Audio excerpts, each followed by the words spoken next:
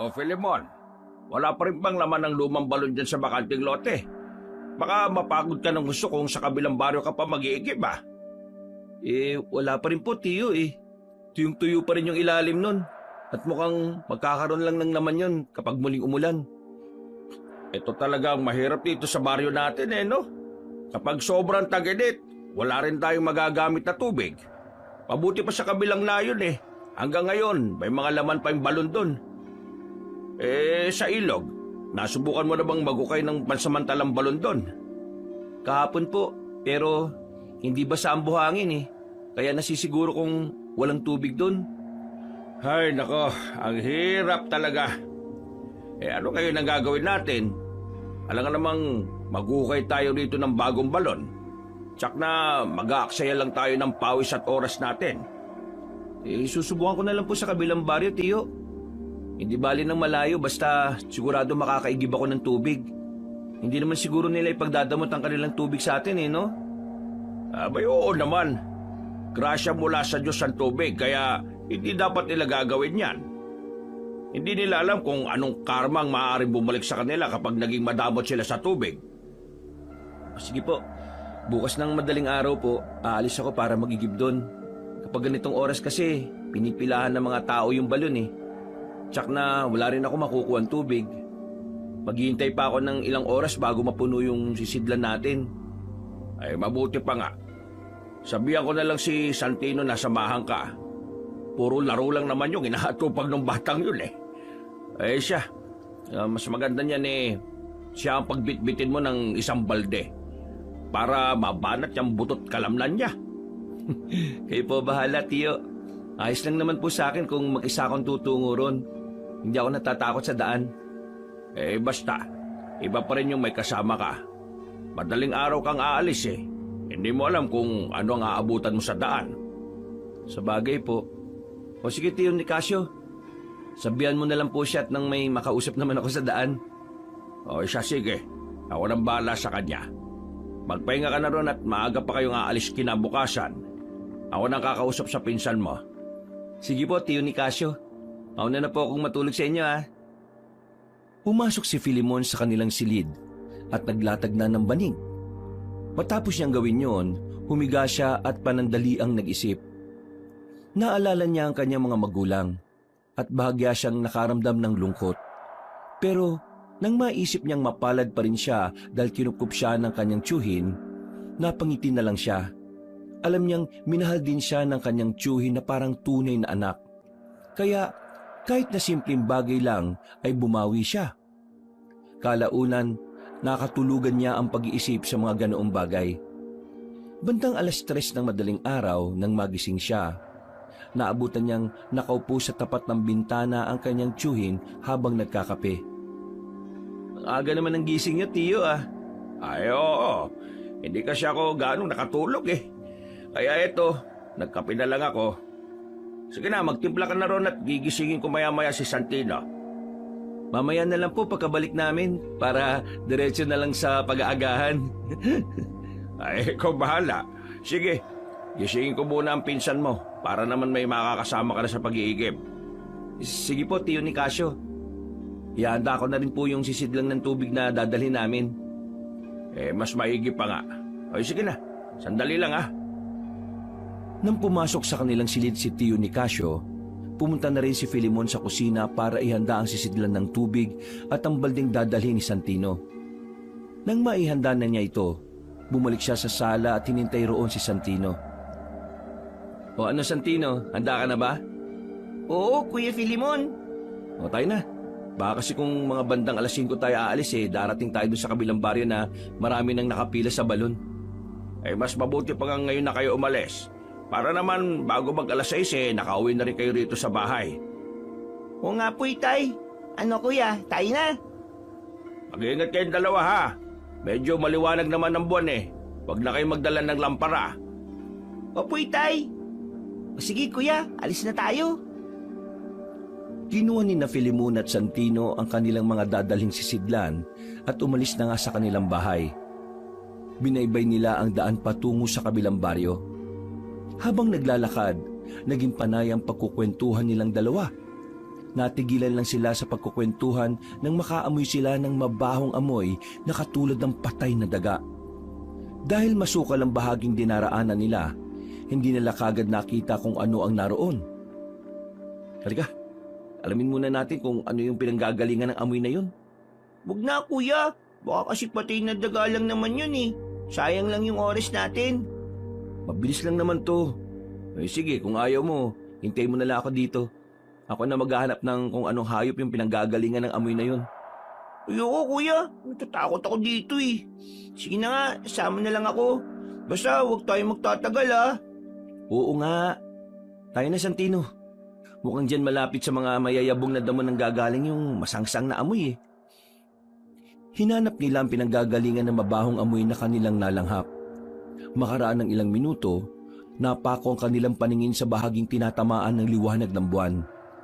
May mga nakahandusay na hayop doon na sa inala nila ay mga kambing at baka.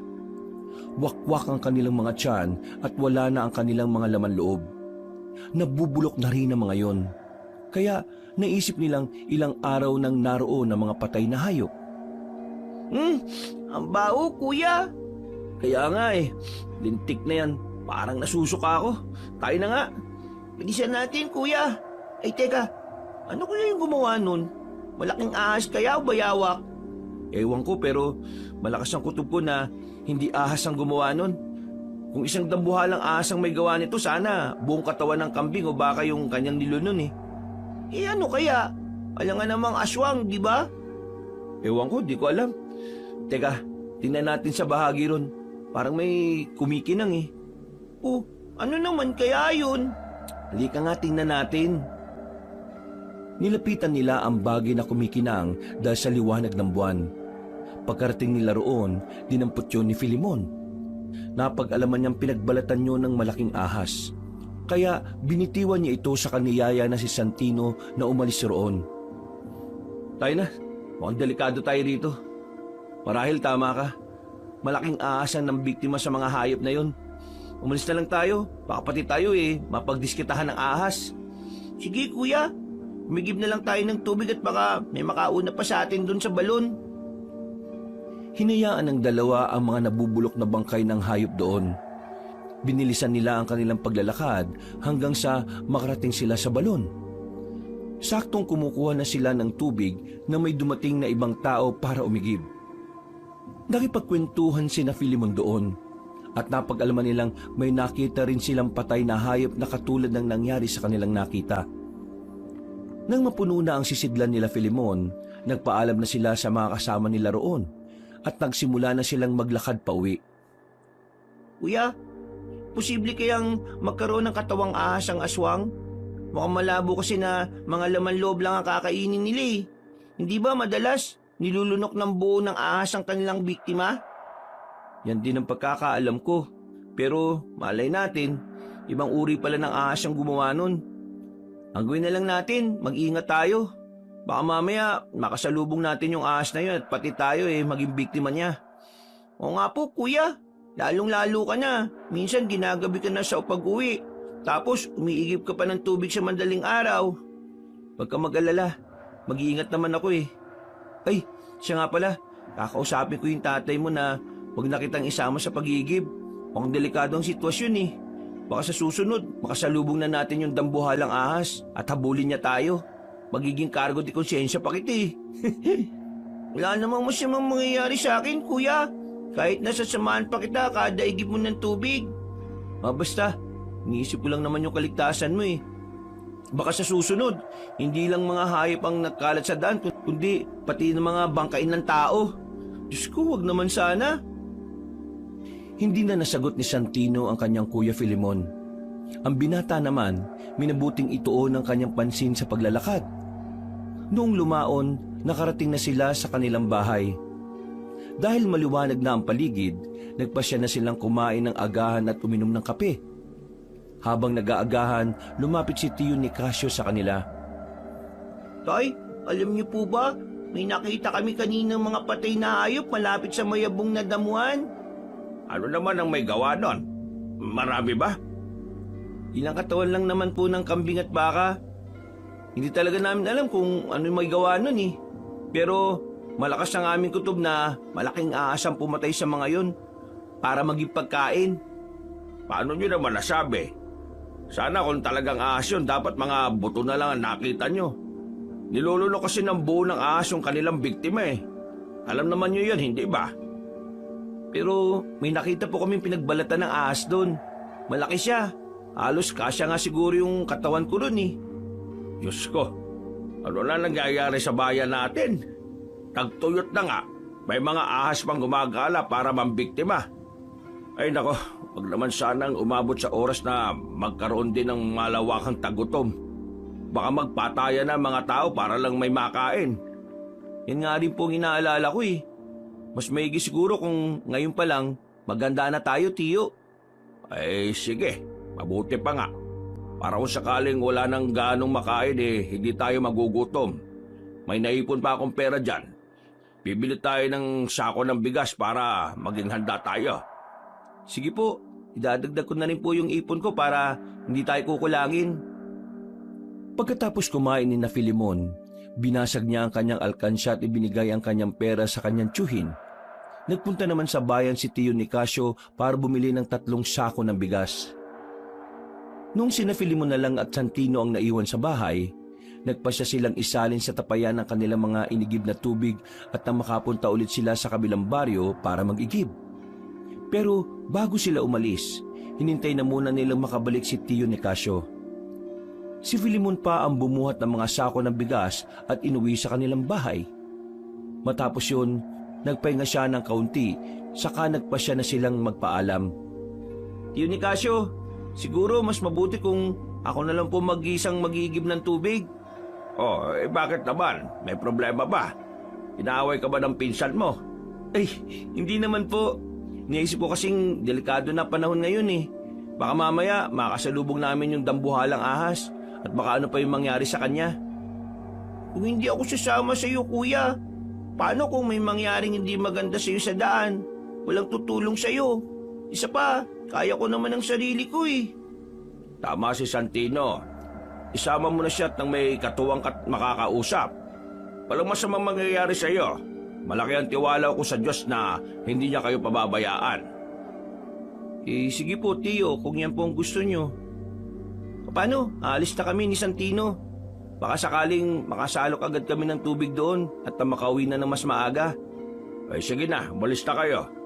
Dalhin nyo na lang yung gasera at itak. Paniguradong gagawin kayo niya sa pag-uwi.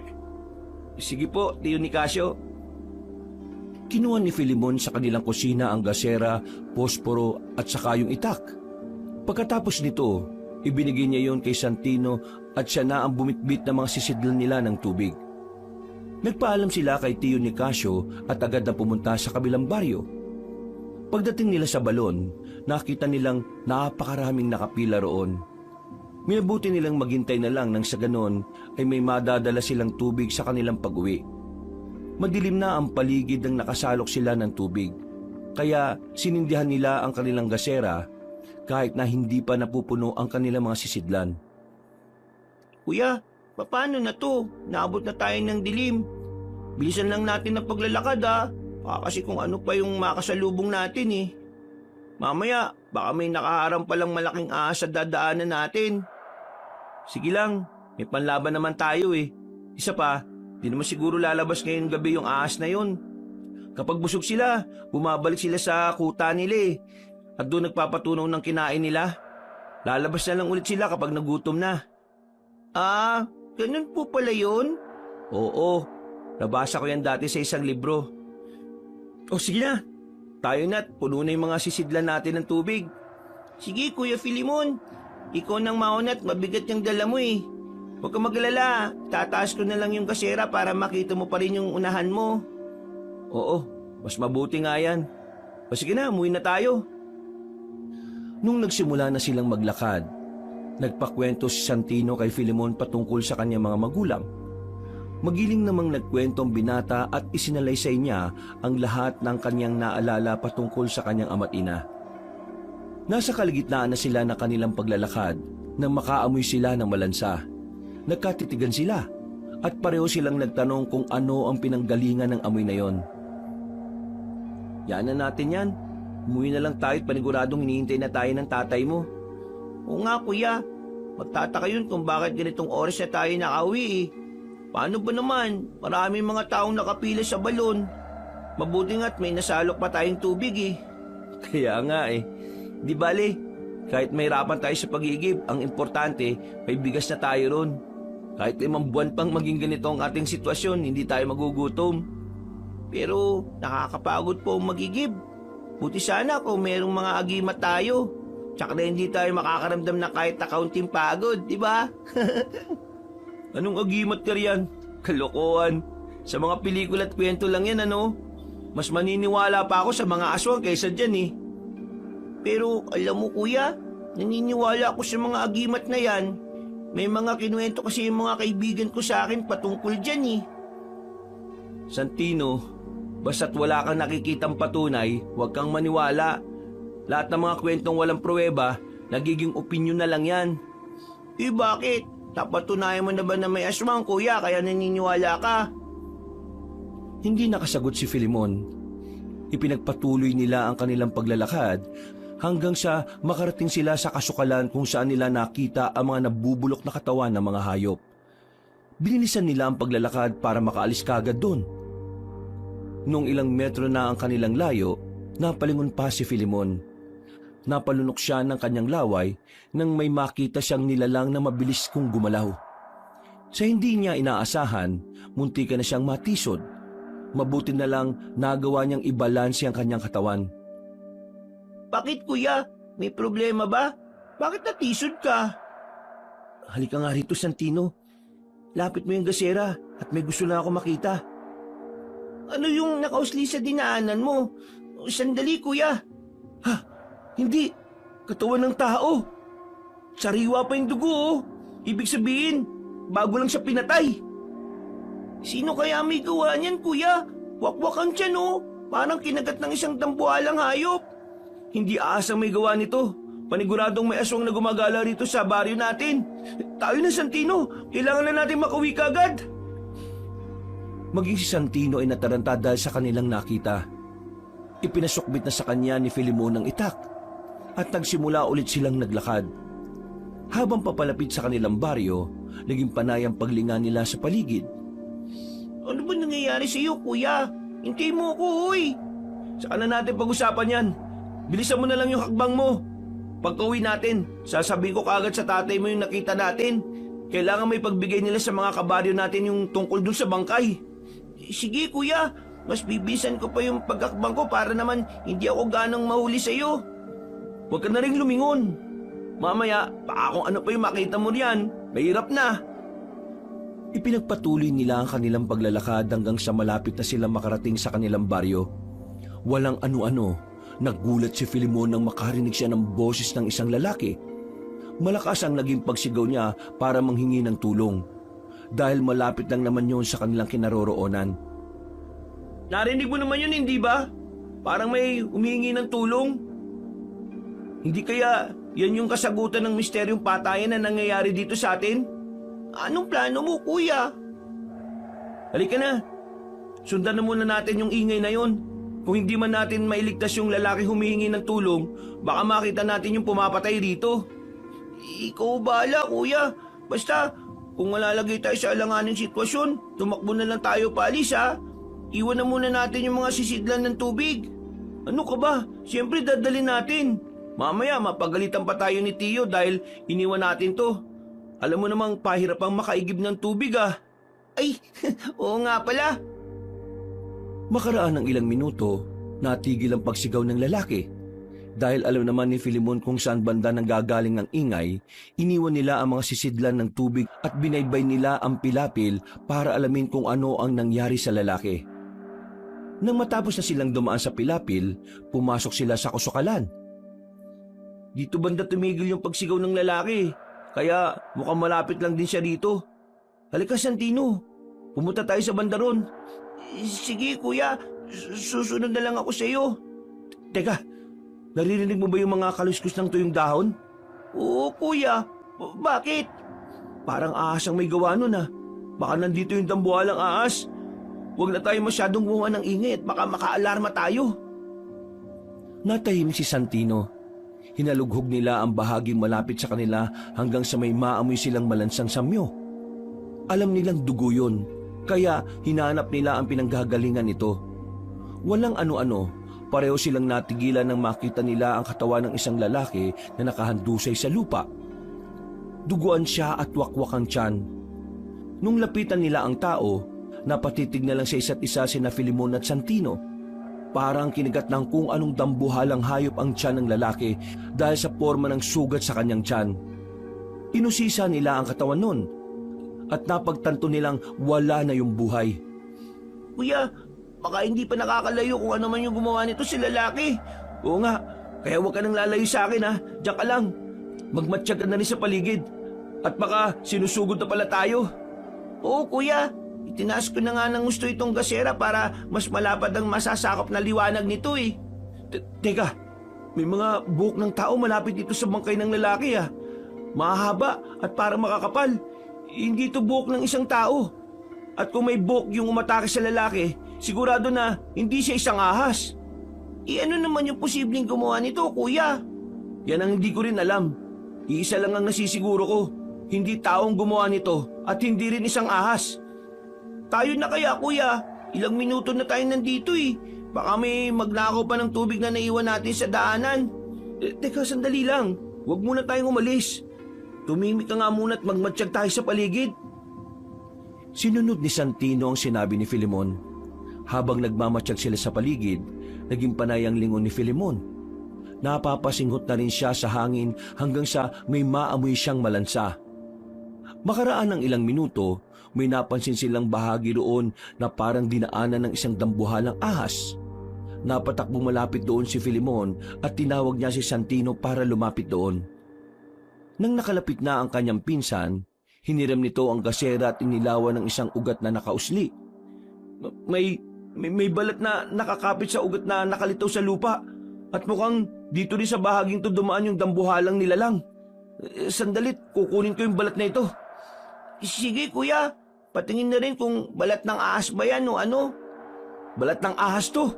Pero kaibahan lang, mas makapal ito kaysa sa inaasahan ko. Parang balat ng tao na makapal eh. Ewan ko ba kuya, naguguluhan na ako.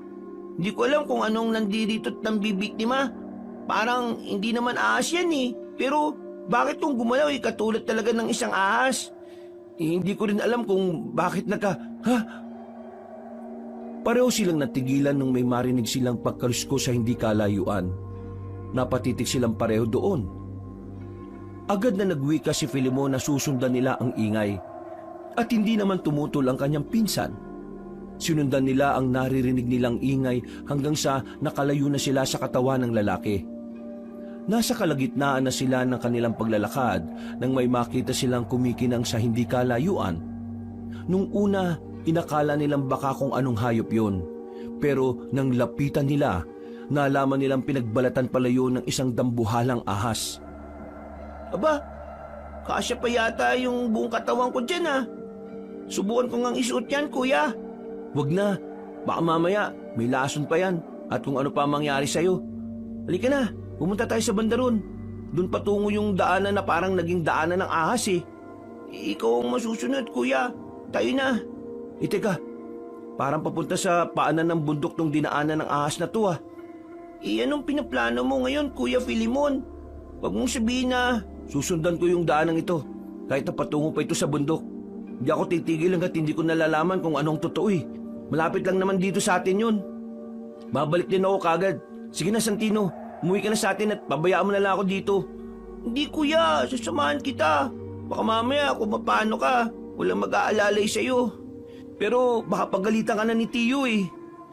Kung papagalitan niya ako, paano ka naman? Mas magagalit yun sa gagawin mo eh. Sige na, pumayag ka ng sumama ako. Kailangan mo rin na magdadala nitong gasere. Hindi na nga. Lumitaw na yung buwan sa silangan no. Basta, magkasama tayong umalis ng bahay, magkasama din tayong uuwi. Sa ayot sa gusto mo, sasama ako sa'yo. Ay naku, ikaw na ang bahala. Basta huwag kang magiging malikot doon ha. Mamaya, maingkanto pa tayong dalawa dahil sa kalikutan mo. Huwag kang mag-alala kuya, magpapakabait ako. O sige tayo na. Baka makalayo pa yung gumawa ng kaluskos na narinig natin. Malapit na nating malutas ang hiwagang to. Kaya hindi na natin dapat pampalagpasin to. Dahil sa sobrang kuryosidad na magpinsan, sinundan ni na Filimon at Santino ang dinaanan ng ahas. Habang naglalakad sila, naging alerto sila sa kung anumang posibleng humarang sa kanilang daraanan. Wala naman silang ibang narinig sa loob ng gubat na yon, kung hindi ang mga huni ng kulisap. Dahil lumihina na ang pagkaluskos na kanilang narinig, nagkaroon sila ng duda na baka nakalayo na ang aswang. Gayunpaman, nagpatuloy pa rin sila sa pagsunod dito hanggang sa tuluyan na silang nakarating sa paanan ng bundok. Malayo na tayo sa baryo natin. Mukhang mahirapan na tayong makahingi ng tulong kung sakali. Huwag ka matakot. Wala namang masamang mangyayari sa atin dito eh. Pag-ingat naman tayo, tsaka pagdasal na lang tayo. Sana nga, Kuya Filimon. Baka kasi kung huwag kang mag-isip ng negatibo. Tayo na. Mukhang malapit na tayo sa hinahanap natin. Nawala na yung pagkuluskus eh. Pero kahit papano, may mga damo namang nakahiga. Kaya malalaman pa rin natin na naging daanan yun ng hayop. Ayun, Kuya. Mukhang doon banda dumaan yung sinusundan natin. Sandali, makinamdam muna tayo. Parang may naririnig akong nag-uusap eh. Baka ibang tao to. Ano kaya kung yan na muna yung tingnan natin? Panigurado malapit lang sila rito. Pwede rin naman. Tayo na. Baka mamaya nasa panganib na rin pala sila. Kailangan nila ng tulong natin. Ihanda ko na lang tong itak para kung sakaling may aatake talaga, may panlaban tayo. Sige, Kuya Filimon. Mas mabuti pa nga. Hinalugog nila ang buong gubat doon. Dahil nasa paanan sila ng bundok at maraming mga ligaw na mababangis na hayop, naging maingat ang magpinsan sa kanilang paglalakad. Nasa kalagitnaan na sila ng kanilang paghahanap sa nagkukwentuhan nang may makita silang bato roon na halos kasing laki ng kanilang bahay. Pareho silang kinutuban na doon nagmumula ang pag-uusap, kaya marahan silang tumakbo palapit sa bahaging yon. Patayin mo na yung gasera para hindi tayo mahalata. Tumatama na rin naman dito yung liwanag ng buwan eh. Sige, Kuya. Gagawin ko yan. Maging alerto ka rin ha. Hindi natin alam kung ano nandyan. Baka mamaya, mga aswang pala yung nag-uusap sa likod ng malaking bato na yan. Habang papalapit sila roon, napansin nilang garalgal ang boses ng mga nag-uusap. Nakaamoy na rin sila ng kakaibang lansa at parang sobra pa yun sa amoy ng isang ahas. Sinubukan nilang tingnan ang anino ng mga naroroon, pero parehong nagtaka sina Filimon at Santino nang makita nilang parang may dalawang anino ang malaking sanga na naroon. Nung tuluyan na silang nakalapit sa likuran ng malaking bato, narinig nila ang pag-uusap ng mga naroon. Sinabi ko naman sa iyo eh, na huwag sa pinakamalapit sa baryo. Alam nga naman pupunta ako sa mga kabilang probinsya. Marami naman pagkain dito. At parang wala nga silang pakialam dun eh. Kahit na, inisip mo na lang sana yung kaligtasan natin. Mamaya, pati mga magiging anak natin eh, baka mapahamak dahil sa ginawa mo. Huwag mo na nga akong sisihin. Pareho naman tayong nabubusog ah. Natatakot lang ako para sa ating dalawa. Hindi ko kaya kung may mangyaring masama sa'yo. Tayo na lang ang natitira sa lahi natin at kailangan hindi natin sila biguin. Hindi mangyayari yan. Hanggat may pagkain tayo, hindi tayo manghihina. Mas madali tayo makakapagparami.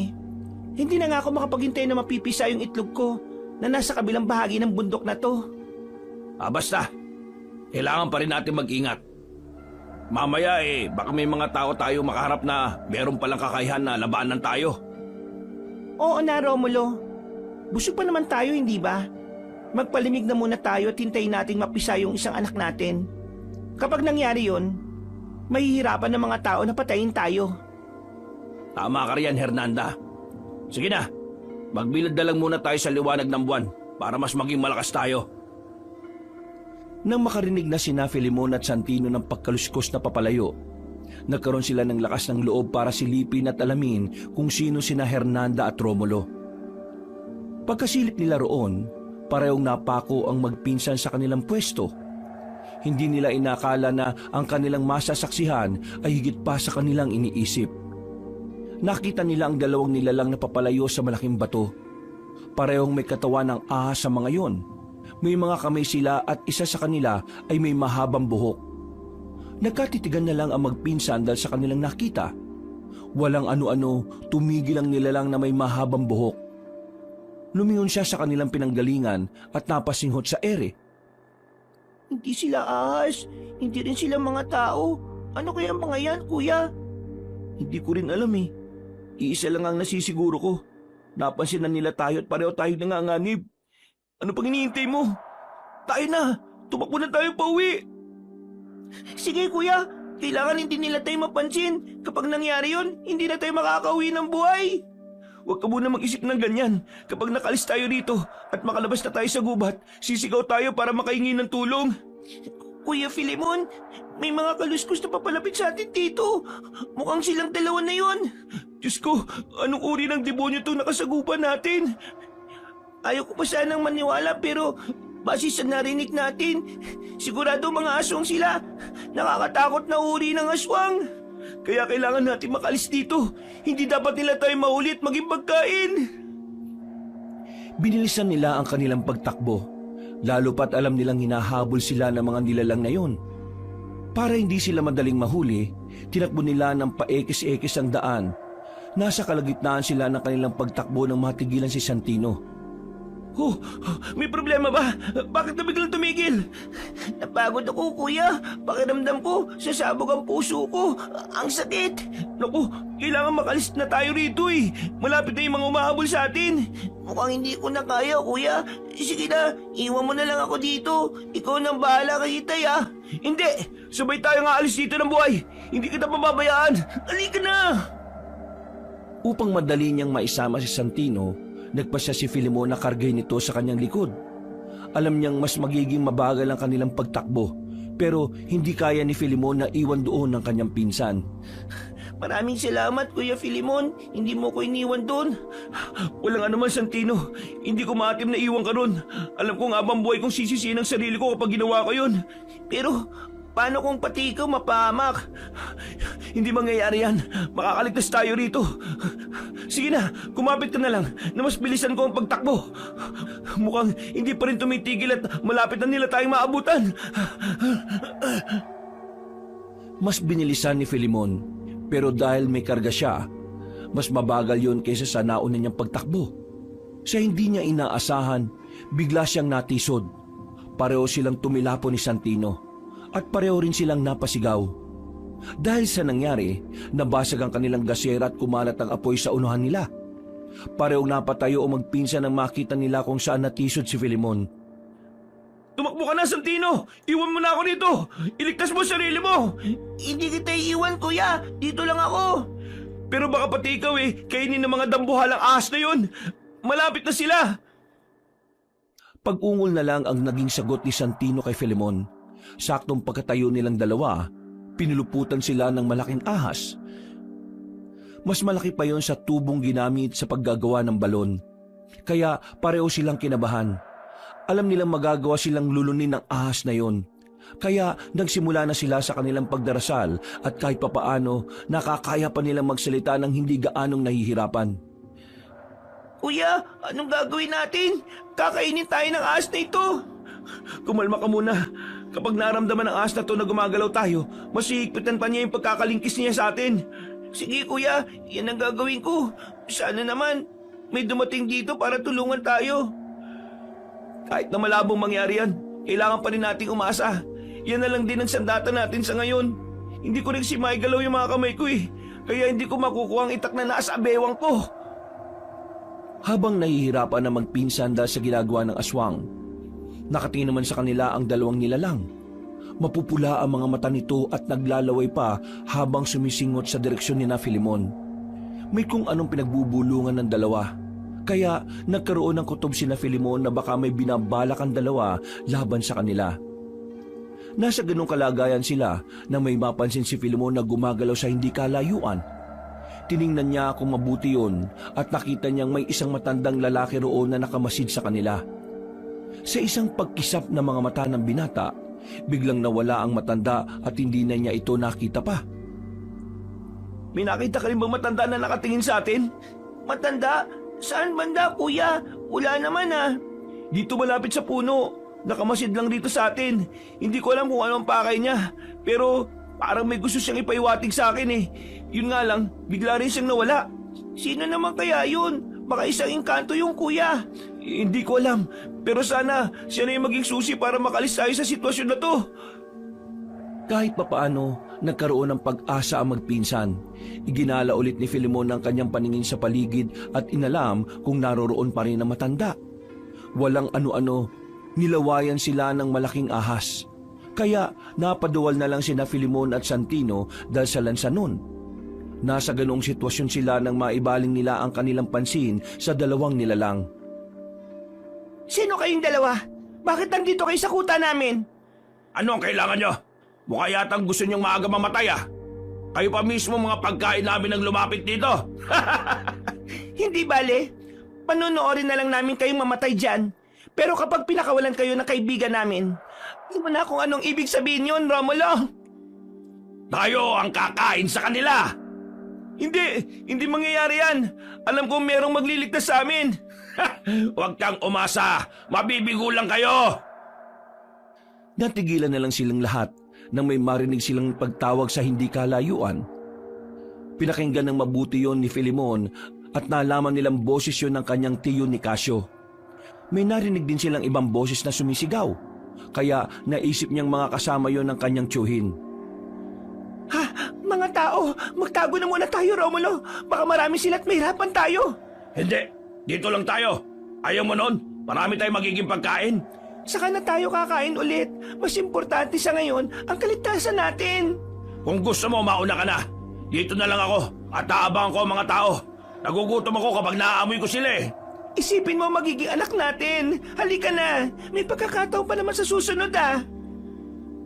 Dahil sa pamimilit ng babae sa kanyang asawa, nakumbinsi niya ito at sabay silang umalis. Nang wala ng dalawa, ibinuka ng malaking ahas ang kanyang bunganga at naganda na ito para kainin sila. Noong lulununin na sana nito sina Filemon at Santino, biglang dumating si Tiyo Nicasio na may hawak na sulo at itak.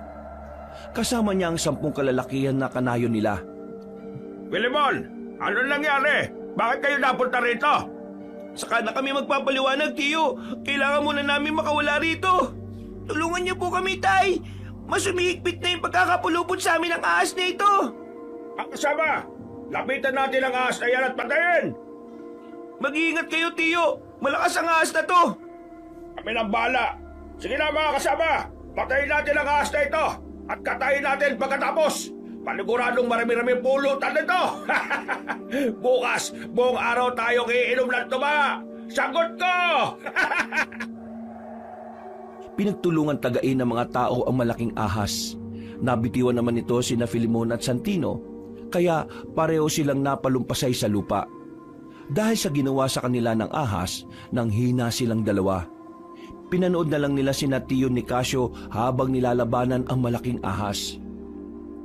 Kalaunan, dahil sa dami nila, naging mabilis ang paghina ng aswang.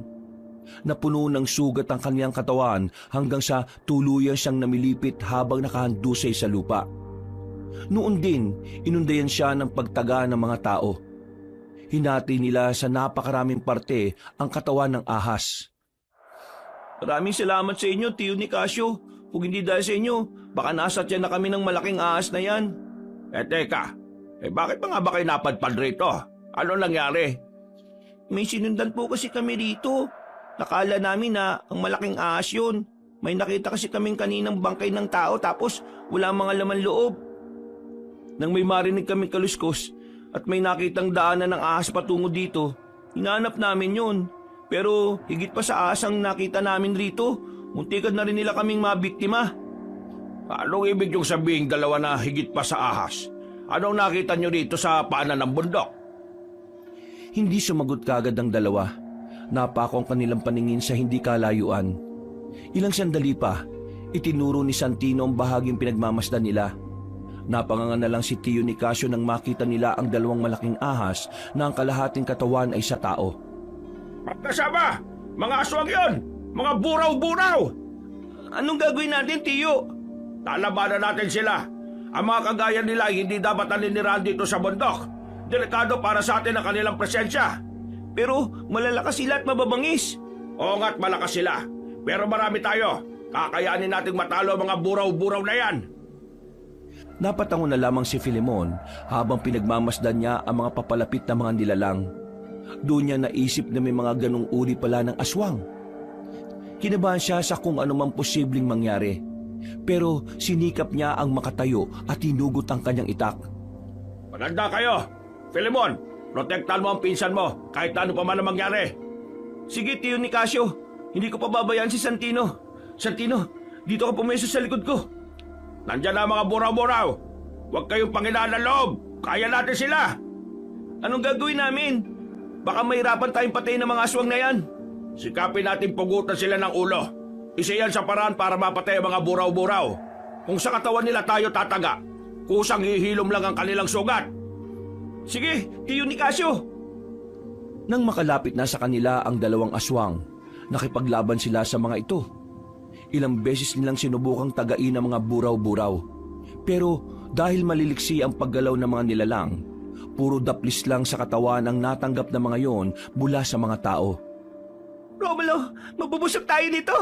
Marami ang nakahain sa ating pagkain. Oo, asawa ko. Nakakatuwa silang tingnan. Kahit anong gawin nila, hindi nila tayo matatalo.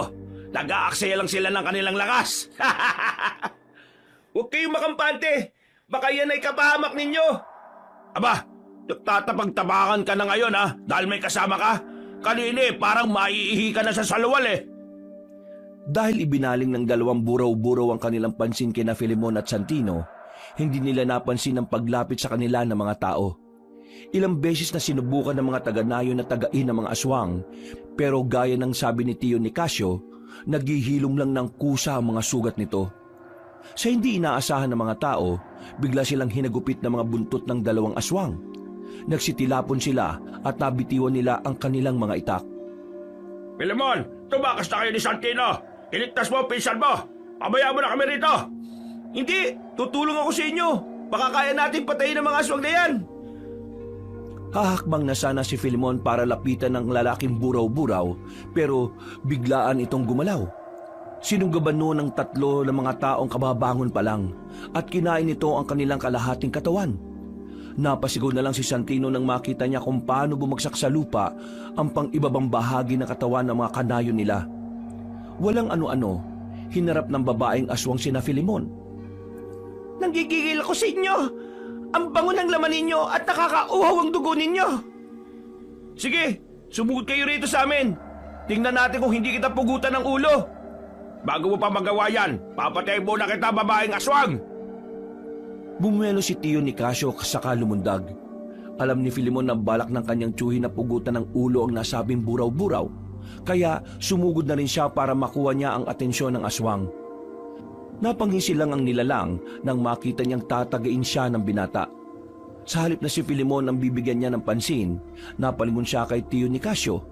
Gumanga ito at binalak sanang lapain ang tiyuhin ni Filemon. Bago pa noon magawa ng aswang ang kanyang binabalak, buong lakas siyang tinaga ni Filemon sa buntot.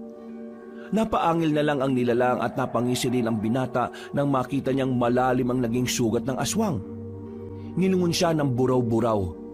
Bago pa man makaatras si Filemon, hinambalos na siya ng buntot nito. Napamura ang binata at dahil sa lakas ng pagkakatilapon niya, nabitawan niya ang kanyang itak. Napatitig siya sa mga tao at nanlumo siya nang makitang halos lahat sa kanila ay nakahandusay na sa lupa at wala ng buhay. Tio Nicasio, mag-iingat kayo. Iilan na lang tayo natitira rito. Santino, puntahan mo ang pinsan mo at umalis na kayo rito bago pa mahuli ang lahat. Paano kayo, Tay? Paano kung anong gawin sa inyo ng buraw-buraw na yan? Huwag mo akong intindihin. Ang importante ay makaligtas kayo. Mahal ko kayong dalawa. Sige na, puntahan niyo ang inyong pinsan. Hindi, lalaban din ako. Sandali, at hahanapin ko lang ang itak ko. Umbanda sa akin ang dalawang yan. Wag! Bitiwan mo ako! Pakawalan mo ako, buraw-buraw! Sige na, Filemon! Huwag ka na magmatigas! Isama mo na sa magtakas si Santino! Saktong pagkakita niya ng kanyang itak, napasigaw na si Santino. Pagkalingon ni Filemon, nagulat siya nang makitang nakahanda na ang buraw-buraw para lapain siya. Dahil dito, isinalampak niya ang kanyang itak sa bunganga ng nilalang para hindi nito maisara ang bibig niya at hindi siya nito makagat. Noon din, napahiyaw si Santino. Ibinaling naman agad ng binata ang kanyang pansin sa pinsan niya. Kuya Filimon, si tatay, nilalapan ng aswang. Iligtas natin siya. Wala tayong magagawa. Tumakas na tayo rito. Wala tayong laman sa mga buraw-buraw na yan. Kailangan makalis na tayo. Hindi ko iiwan dito si tatay. Kung gagawin mo yan, pati ikaw ay mabibiktima ng mga buraw-buraw. Ayaw ng tatay mo na mapahama ka. Lumaban na lang tayo ng patayan. Ayun, may itak na tumilapon doon. Sandali, kukunin ko. Wag na nga. Kailangan makalis tayo rito. Habang abala pa ang mga aswang sa pagkain sa mga laman loob ng mga tao. Pero kuya, si tatay, paniguradong kakainin din siya ng mga aswang. Pabayaan na lang natin siya. Ang gusto niya ay tumakas tayo dito. At yan ang ating gagawin. Hindi lang ng binata ang kanyang pinsan para tumakas. Napalingon pa sila sa mga buraw-buraw at nakita nitong pareho kung paano kainin ng isang aswang ang laman loob ni Tio Nicasio. Napasigaw na lang ng malakas si Santino dahil sa nangyari. Pinakalma naman siya ni Filimon at ipinaliwanag na kailangang hindi sila makagawa ng ingay. Dahil naman sa biglang pagsigaw ni Filimon, napansin sila ng mga buraw-buraw. Nabahala ang magpinsan nang makarinig sila ng pagkaluskos at nang mapalingon sila, nakita nilang hinabol sila ng dalawang aswang. Mas naging mabilis pa ang mga ito at makaraan lang ng ilang sandali nasa likuran na sila ng mga ito. Akala ba ninyo makakalis kayo rito? Hindi! Kulang pa ang kinain namin. At kung kakainin namin ng mga laman loob nyo, paniguradong mabubusog na kami. Magagawa nyo lang yan kung mapapatay nyo kami. Yun ay kung magagawa ninyo. Nasa langanin na kayong sitwasyon pero nagagawa nyo pa rin magyabang? Hindi bale, para-pareho lang naman ang lasa ng mga laman loob ninyo. Unahin na natin yung mas bata. Mas malasa ang laman yan, lalo na ang atay. Hindi sumagot si Filimon sa sinabi ng lalaking buraw-buraw. Napahawak siya ng maigpit sa kanyang itak at walang pagdadalawang isip na sumugod dito. Napaangil naman ang dalawang aswang dahil sa ginawa ng binata. Bago pa man makalapit si Filimon sa kanila, hinagupit na siya ng buntot ng babaeng buraw-buraw. Tinamaan pati si Santino, kaya pareho silang tumilapon at tumama sa bahagi kung saan merong mga tinik na kawayan. Ayos ka lang ba, Santino? Walang niya. Lahat yata ng parte ng katawan ko, natinikan ng kawayan. Ako rin. Anong gagawin natin? Baka hindi na tayo makaligtas sa mga aswang na yan. Bahala na. Gagawin natin ang lahat ng ating makakaya para makalis dito. Sandali, tutulungan kita makabangon dyan. Kukunin ko lang tong iilang tinik na nasa balat ko. Kaya ko na to, kuya. Magagawa ko naman. Ha? Natigilan si Santino. Namilog ang kanyang mga mata at sumenya siya kay Filimon. Nagtaka naman ang binata kaya tumingin siya sa bahagi kung saan sumenyas ang kanyang pinsan. Namulagat din ang kanyang mga mata nang makita niyang naroon ang dalawang buraw-buraw at nakangisi sa kanila habang naglalaway. Inakala ba ninyong dalawa na makakalis kayo ng buhay dito sa paanan ng bundok? Makakampo kayo ni Satanas! Pinatay niyo mga kanayo namin, pati na si Tio Nicasio! Wala kaming pakialam. Ang importante, nabusog kami at nagkaroon kami ng sabat na lakas. Alam kong darating ang araw na may makakatapat din kayo. Mapatay man ninyo kaming dalawa. Pero kapag dumating ang panahon na naisilang na ang papatay sa inyo, mararanasan din ninyo ang ginawa niyo sa mga biktima ninyo. Bago mangyari ang sinasabi mo, ubus na ang mga tao rito sa buong bayan at mananatiling salita na lang ang mga binanggit mo. Pagkawika ng babaeng aswang, humanda sila para atakihin sina Filimon. Sumenyas naman ang binata sa kanyang pinsan na kumuha ng dulong bahagi ng kawayan na makakaya niya at merong maraming tinik. Napatango naman si Santino. Pagkaraan ng ilang sandali, sinubukan silang sunggaban ng dalawang buraw-buraw. Pagkagat ng aswang kay Filimon, agad niya itong pinalo gamit ang matinik na dulo ng kawayan. Tinamaan ang buraw-buraw at nagawa siya nitong bitiwan. Nang makita naman ng binata na nahihirapan ng kanyang pinsan, dumampot siya ng bato at binto ang aswang. Nabitiwan noon si Santino, kaya gumapang agad sila para makaalis sa bahaging yon. Saktong pagkalabas nila, aatakin sana ulit sila ng mga buraw-buraw, pero biglang natigilan ang mga buraw-buraw at napatitig sa bandang likuran ni na Filimon. Nagulat naman ang magpinsan, pero bago pa sila makapagsalita, binalot sila ng makapal na usok. Ha? Anong nangyari? Anong gagawin mo sa amin? Kumalma lang kayo. Huwag kayong matakot. Nandito ako para tulungan kayo. Ang mga buraw-buraw, baka nasa paligid pa natin sila. Baka muli silang sumugod sa atin. Teka, sino ka ba? Ako si Tandandoro. Isa kong ermitanyong nakatira sa bundok. Huwag kayong matakot. Nailigtas ko na kayo mula sa mga buraw-buraw. Mabuti na lang talaga't nagawa ko kayong abutan. Nasaan na sila? Bakit naglaho sila at napuno ng usok ang paligid? Hindi sila nawala. Ang katotohanan, tayong nawala sa kanilang paningin. Ang nakita niyong usok kanina ay epekto ng aking sinambit na orasyong tagabulag. Kung hindi ko ginawa yon, baka inatake nila kagad tayo. Kaya ba bigla silang natigilan? Oo, siguro nagulat sila dahil nawala kayo sa kanilang harapan. Tayo na, habang hindi pa nawawala ang pisa ng aking tagabulag. Saan na po tayo pupunta ngayon, Tandang Doro? Oo nga po, paniguradong hahanapin kami ng mga buraw-buraw na yun. Teka, si tatay nga pala, may pag-asa pa bang makuha namin ng bangkay niya? Dadaling ko kayo sa aking kuweba. Doon, ligtas kayong dalawa. Huwag na ninyong naisin pang balikan yon. Mapapahamak lang kayo at baka mahuli pa kayo ng mga aswang. Matalas ang kanilang pang-amoy. Ang importante sa ngayon, Santino, ligtas na tayo. Ay, siya nga po pala, Tandang Doro. Ako po si Filimon. Ako naman po si Santino. Paano ba kayo napunta rito? Alam ba ninyo na delikadong lugar na ito? Maliban sa mga masasamang engkantong nakatira rito, tahanan din ito ng mga buraw-buraw. Sinundan po kasi namin sila eh. Kala namin kasi ahas lang ang gumagapang palayo at gumagawa ng bakas na daan. Yung pala, mga aswang na. Saan po ba nagmula ang mga buraw-buraw na yan? Hindi namin nakalaing may mga ganyang aswang. Ang totoo niyan, nagmula mga buraw-buraw nung isinumpa ng isang mambubunaw ang mag-asawang aswang dahil kinain ng mga ito ang kanyang anak. Mambubunaw? Ano naman po yun? Ang mambubunaw ay mangkukulam na ang ginagamit para manakit ng tao ay mga ahas. Nang naisumpa pa ng mangkukulam ang mag-asawa, nagkaroon sila ng kambal na anak na babae at lalaki. Sa takot ng mag-asawa na saktan ng mga tao ang kanilang anak, dinala nila ito sa isang bundok. Namuhay ang kambal sa kagubatan at kalaunan, nagkaroon ng mga anak. Magmula noon, ang kada buraw-buraw na mahuhuli ng mga tao ay pinapatay nila. At mukhang dalawa na lang ang natitirang buhay rito. Sina Romulo at Hernanda, yan ang pangalan nila. Tama, mababagsik sila. At sa katunayan yan, mas nauna pa silang mamalagi rito. Pero dahil sa antas ng aking kaalaman, natatakot silang makipagsagupa sa akin.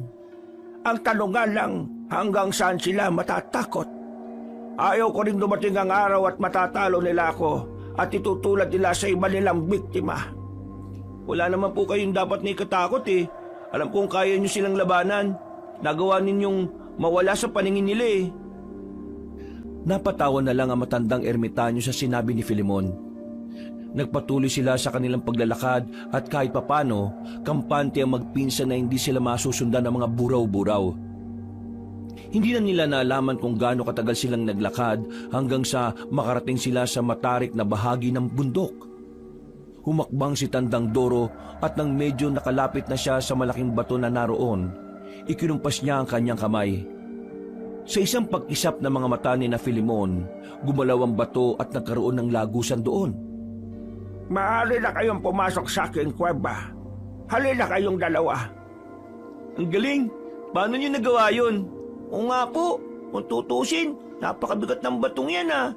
Kahit 3 tao siguro magtulong-tulong, mahirapan na paggalawin yan. Hindi naman ganon kakomplikado. Ginamitan ko lang ng orasyon ni San Cristobal. Isa pa, buhay ang batong yan at may mga gabay ng engkantor yan na nagsisilbi na rin bantay ko rito. Tayo na. Napanganga na lang ang magpinsan dahil sa mangha. Hinawakan pa nila ang malaking bato at sinubukang itulak. Pero hindi man lang ito gumalaw kahit kaunti. Dahil sa ginawa nila, nauna nang pumasok ang ermitanyo. Sumugod na rin ang magpinsan sa kanya. Nung makapasok na sina Filemon at Santino, mas namangha sila nang makita nila ang mga kumikinang na bato roon na nagsisilbing liwanag sa loob ng kuweba. Ang ganda! Ano po yan, Tandang Doro? Mga simpleng bato lang yan na may kung anong mineral na nakapaloob, kaya nagliliwanag. Gaya ngayon, hindi ko na kailangan ng sulo rito. Maliwanag na ang buong tirahan ko. Ibig niyo pong sabihin, ito ang naging bahay ninyo? Aba oo, matagal na panahon na mula nung dito ako tumira. Dito ko na rin nahubog palalo ang aking kakayahan bilang isang ermitanyo. Patawad po, Tandang Doro. Pati kayo inadamay sa gulong to. Pasensya na po kayo riyan kay Santino Maraming tanong eh. Ano ka ba, Filemon? Natural lang naman yan sa mga bata. Isa pa, hindi rin naman ako magsasawang sagutin ang tanong niya. Nakipagkwentuhan si Santino kay Tandang Doro hanggang sa lumaon, nakatulog na siya sa hita ng binata. Hinayaan na muna siya ni Filemon at nang sinatandang Doro na lang at Filemon ang natitirang gising. Alam mo, Filemon, marami na ang nagtangkang patayin ng mag-asawang buraw-buraw na yan.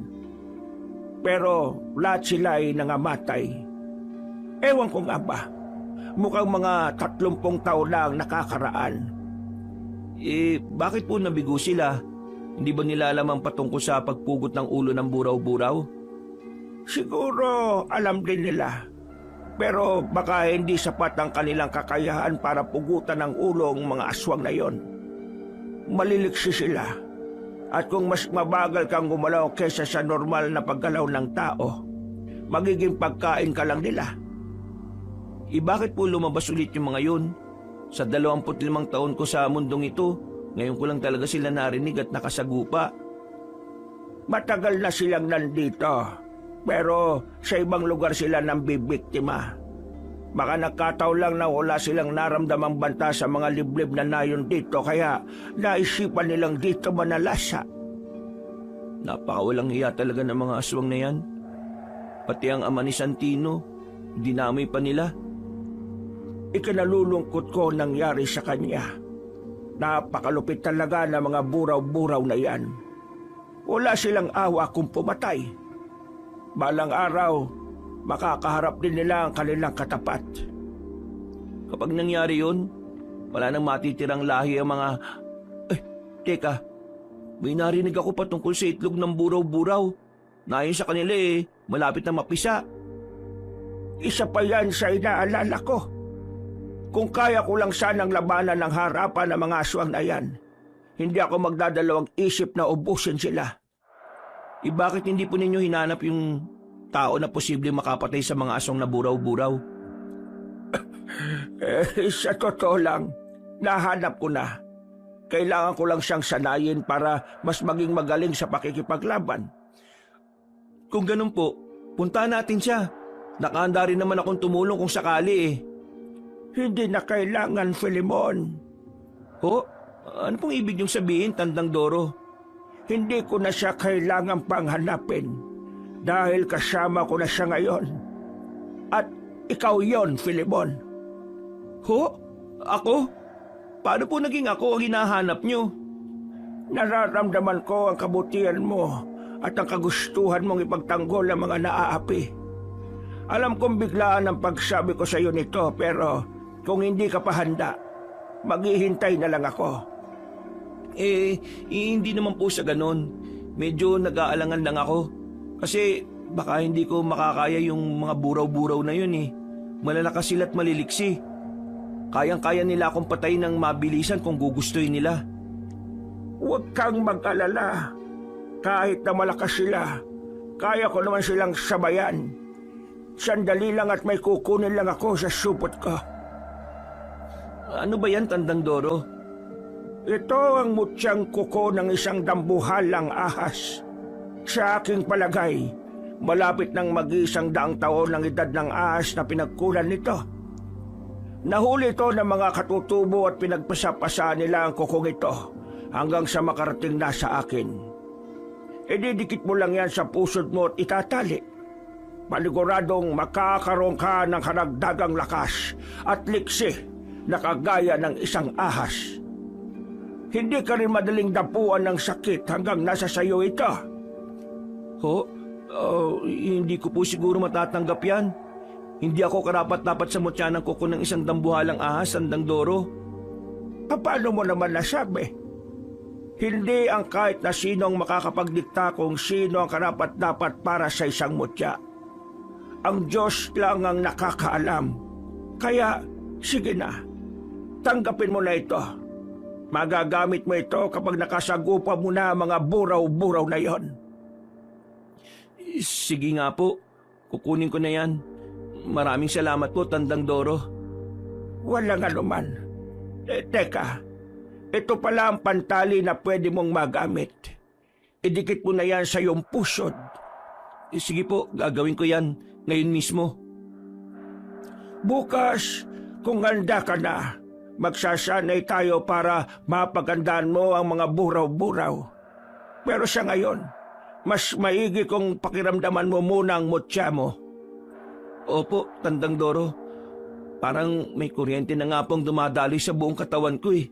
Parang inaantok ako. Kahit anong oras po, pwede ako magsanay. Ang inaalala ko lang ay yung pinsan ko. Walang magbabantay sa kanya eh. Natural lang yan dahil naninibago ka. Bukas paggising mo, mapapansin mong madadagdagan ng lakas mo. At dito sa pinsan mo, pwede natin siyang patulugin na lang hanggang sa matapos ang pagsasanay mo. Po? Bakit po? Matagal bang magiging pagsasanay ko? Hindi ko alam. Pero base sa estadong pisikal at espiritual mo, mukhang mabilis kang matututo. Kaya, tsak na hindi aabuti ng 3 buwan ang iyong pagsasanay. Napalunok na lang ng kanyang laway si Filemon. Dahil nakaramdam siya ng antok, nagpasya na rin siyang matulog noon. Agad siyang nakaidlip dahil sa matinding pagod at hindi na niya naisip pa ang patungkol sa nangyaring pag-atake sa kanila ng mga buraw-buraw. Kinabukasan, paggising niya ay nanatili pa rin tulog si Santino. Naisip ni Filemon ang patungkol sa sinabi ng ermitanyo sa kanya. Kaya marahan na lang niyang pinahiga sa sahig ng yungib ang bata. Nang tumayo siya, nakita niya si Tandang Doro na naghahasa ng isang patalim. Nilapitan niyo ni Filemon at tinanong kung may ginawa na ba ang matanda kay Santino na tinanguan naman ito. Ano, Filemon? Handa ka na bang magsanay? Kumpara po sa pagiganti sa mga aswang na pumatay sa tiyuhin ko at sa mga kanayon namin, palagi po akong nakahanda. Kung ganon, tayo na. Iwan na muna natin dito ang iyong pinsan. Paano po si Santino? Baka po kung mapano siya rito. Walang masamang mangyayari sa kanya rito. Babantayan siya ng mga elementong nakatira sa batong nakatakip sa bukanan ng kuweba. Teka, saan po tayong pupunta para magsanay? Dadaling kita sa lugar kung saan ako sinanay ng aking maestro. Mas madali kang matututo ron. Kung ganun, tayo na po. Maaari na tayong umalis. Sige, kunin mo pala itong punyal. Ito ang gagamitin mo sa pagpugot ng ulo ng mga buraw-buraw. Ang punyal na ito ay minsan ko na rin ginamit noong patayin ko ang isang sinaunang aswang. Kinuha ni Filemon ang punyal at nagpasalamat sa matandang ermitanyo. Noon din, naglakad sila patungo sa dulong bahagi ng yungib at napalunok na lang ng laway si Filemon nang makita niyang may isa pang lagusan doon na nagliliwanag. Pumasok sila roon at napanganga na lang siya sa mangha nang mag-iba na ang kanyang kapaligiran. Dito sa lugar na ito ako nasanay at dito rin kita huhubukin. Huwag mong isipin ang oras. Hindi yan gumagana rito. Sige po, Tandang Doro. Nakaanda na ako para sa unang pagsasanay natin. Nagsimula sa pagsasanay si Filemon at ang bawat aral na itinuturo sa kanya ni Tandang Doro ay tinatandaan niya. Mula sa pinakaunang pagsubok na ibinigay ng ermitanyo hanggang sa pinakahuli ay nagawang mapagtagumpayan ng binata. Hindi inaasahan ni Tandang Doro na magiging ganon kadali para kay Filemon ang naging pagsasanay nito. Ang inakala niyang pagsasanay na aabot ng mga 3 buwan, nagawang makabisa ng binata ng humigit kumulang 3 araw lang. Bago pa man sila umalis sa nasabing lugar, niyaya ng ermitanyo si Filemon na pumunta sa isang batis kung saan malagkit ang tubig. Hindi naman tumanggi ang binata at sumama na siya sa matanda. Habang naglalakad, Pambihira ka. Nagawa mong matapos ang pagsasanay sa maikling panahon. Ibig sabihin, talagang handa na ang iyong pisikal at espiritual na katawan para harapin ang mga buraw-buraw. siguro nga po handa na ako. Wala akong ibang iniisip kung hindi ang mga taong pinatay ng mga aswang na yun eh. Tuwing ipipikit ko rin ang mga mata ko, mukha ni Tio Nicasio na nagmamakaawa ang nakikita ko. Talagang napakalupit ng mga aswang na yon.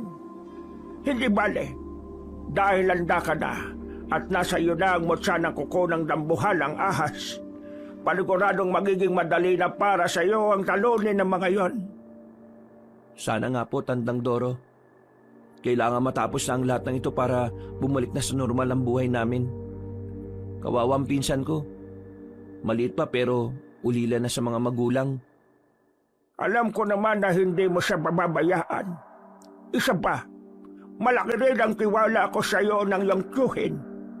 Siguro nga, kung hindi ko siya pinuntahan sa inyong bahay, baka nagtagumpay na sina Hernanda at Romulo sa kanilang binabalak sa inyo.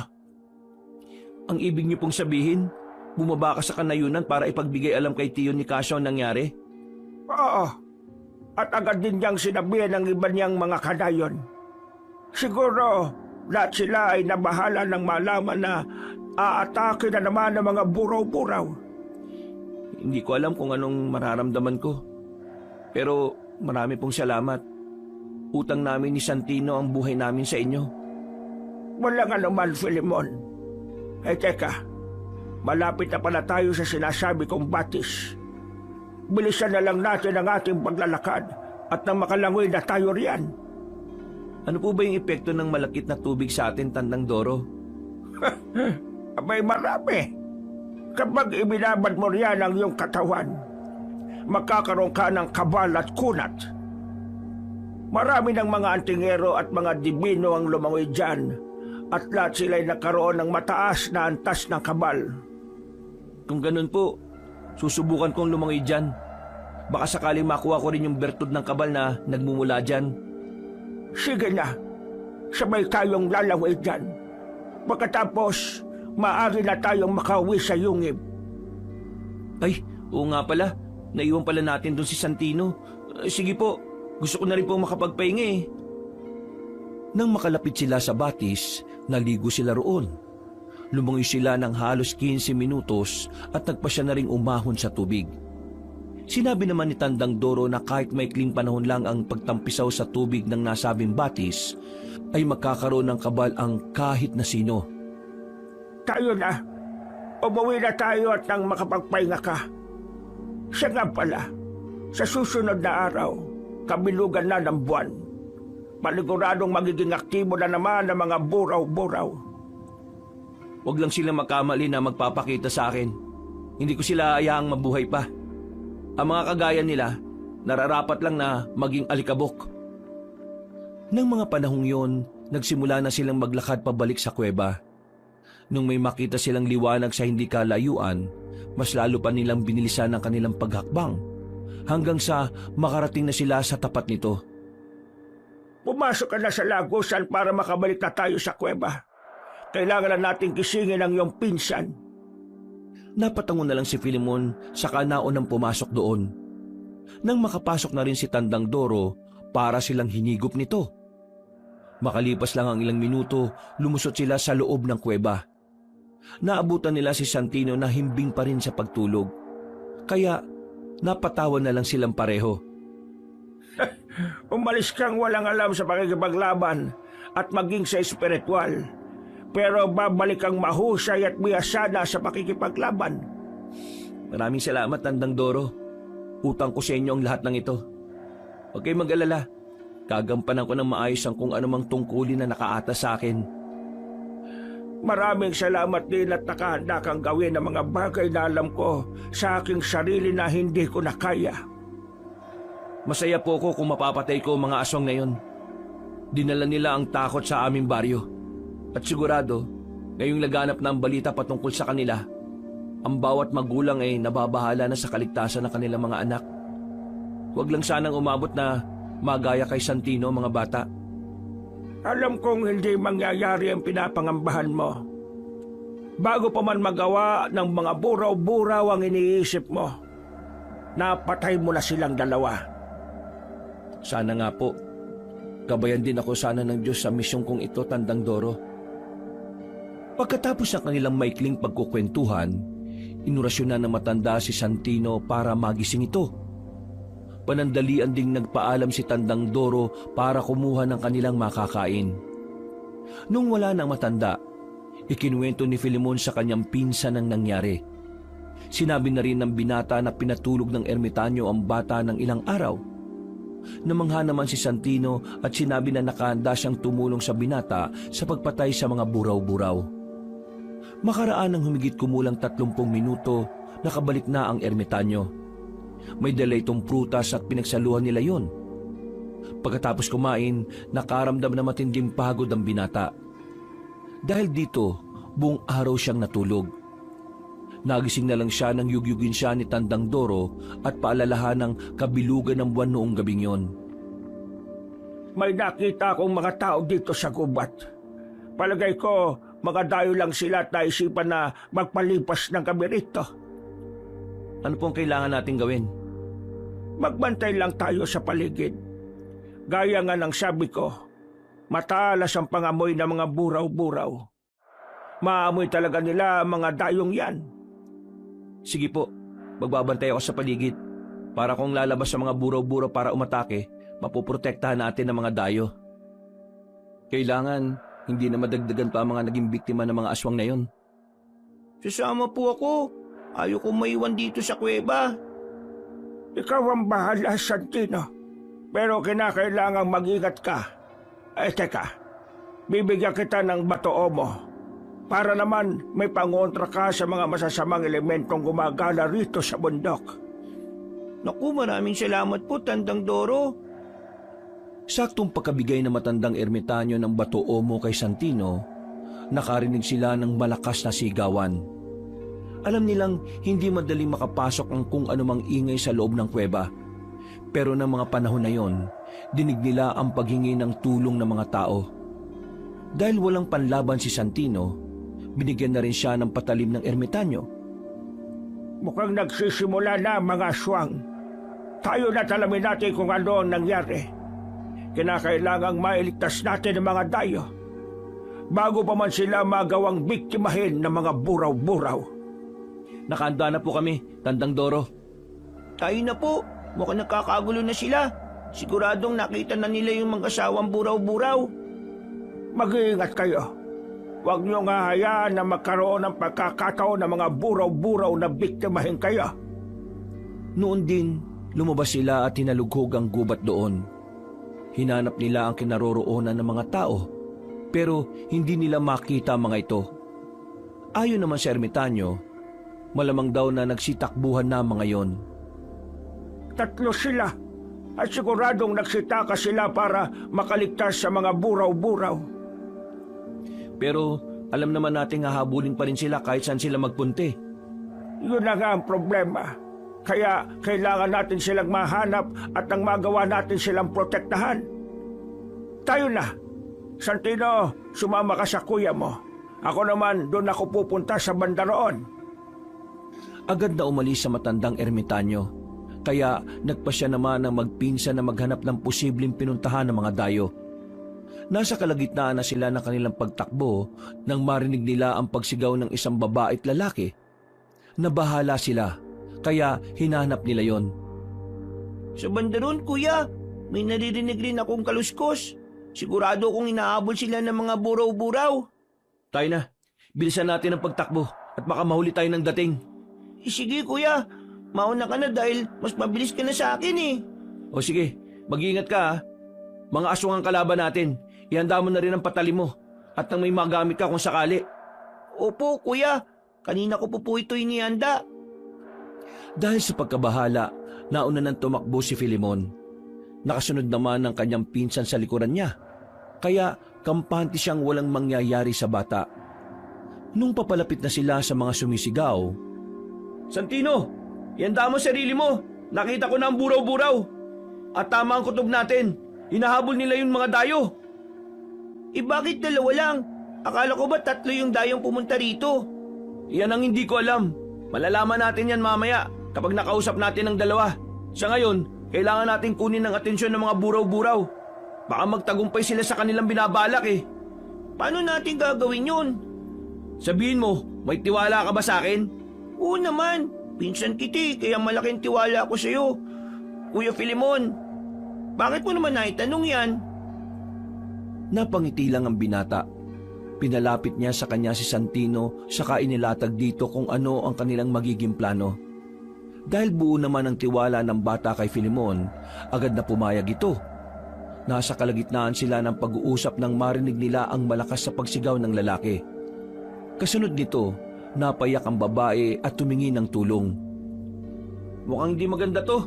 Tayo na Santino, mas lumapit tayo ron at isagawa na natin ang plano natin. Sige kuya, nakaandaan na rin naman ako eh. Mabuti kung ganun. Maging alerto ka lang ha, at huwag kang panghihinaan ng loob. Hindi kita pababayaan. Mas binilisan nila ang kanilang pagtakbo hanggang sa makita nilang kinakain ng isang buraw-buraw ang laman loob ng lalaki. Ang babae naman umiiyak at tumihingi ng tulong habang nakalumpasay sa lupa. Noong mga panahong yon, bagyang nagtago ang binata.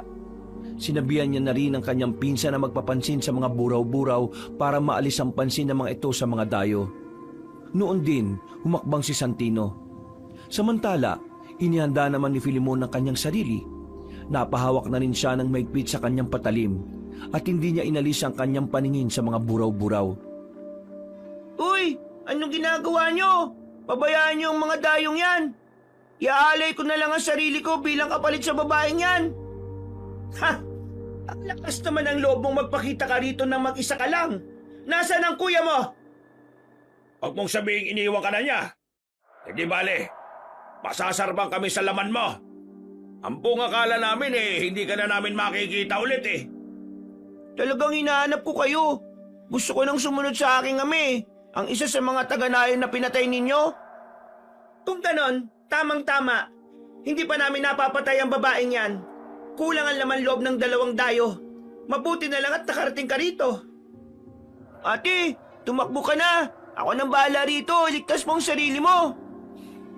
Napatango ang babae kay Santino at napatakbo ito nang hindi lumilingon. Nang wala na ang babae, napaangil ang 2 buraw-buraw.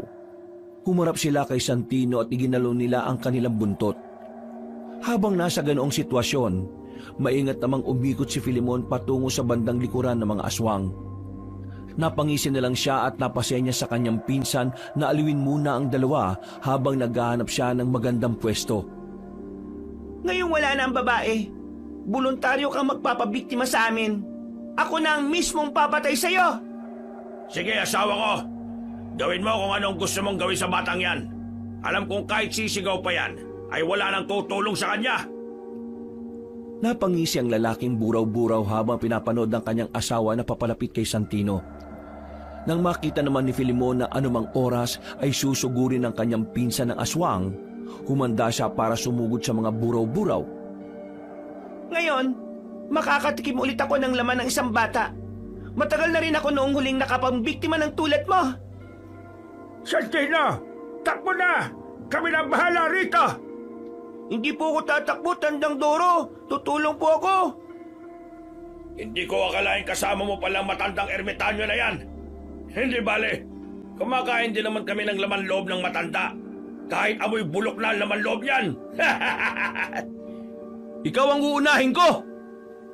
Tumakbo si Filemon para sugurin ang lalaking buraw-buraw. Sa hindi niya inaasahan, napalingon sa kanya si Romulo.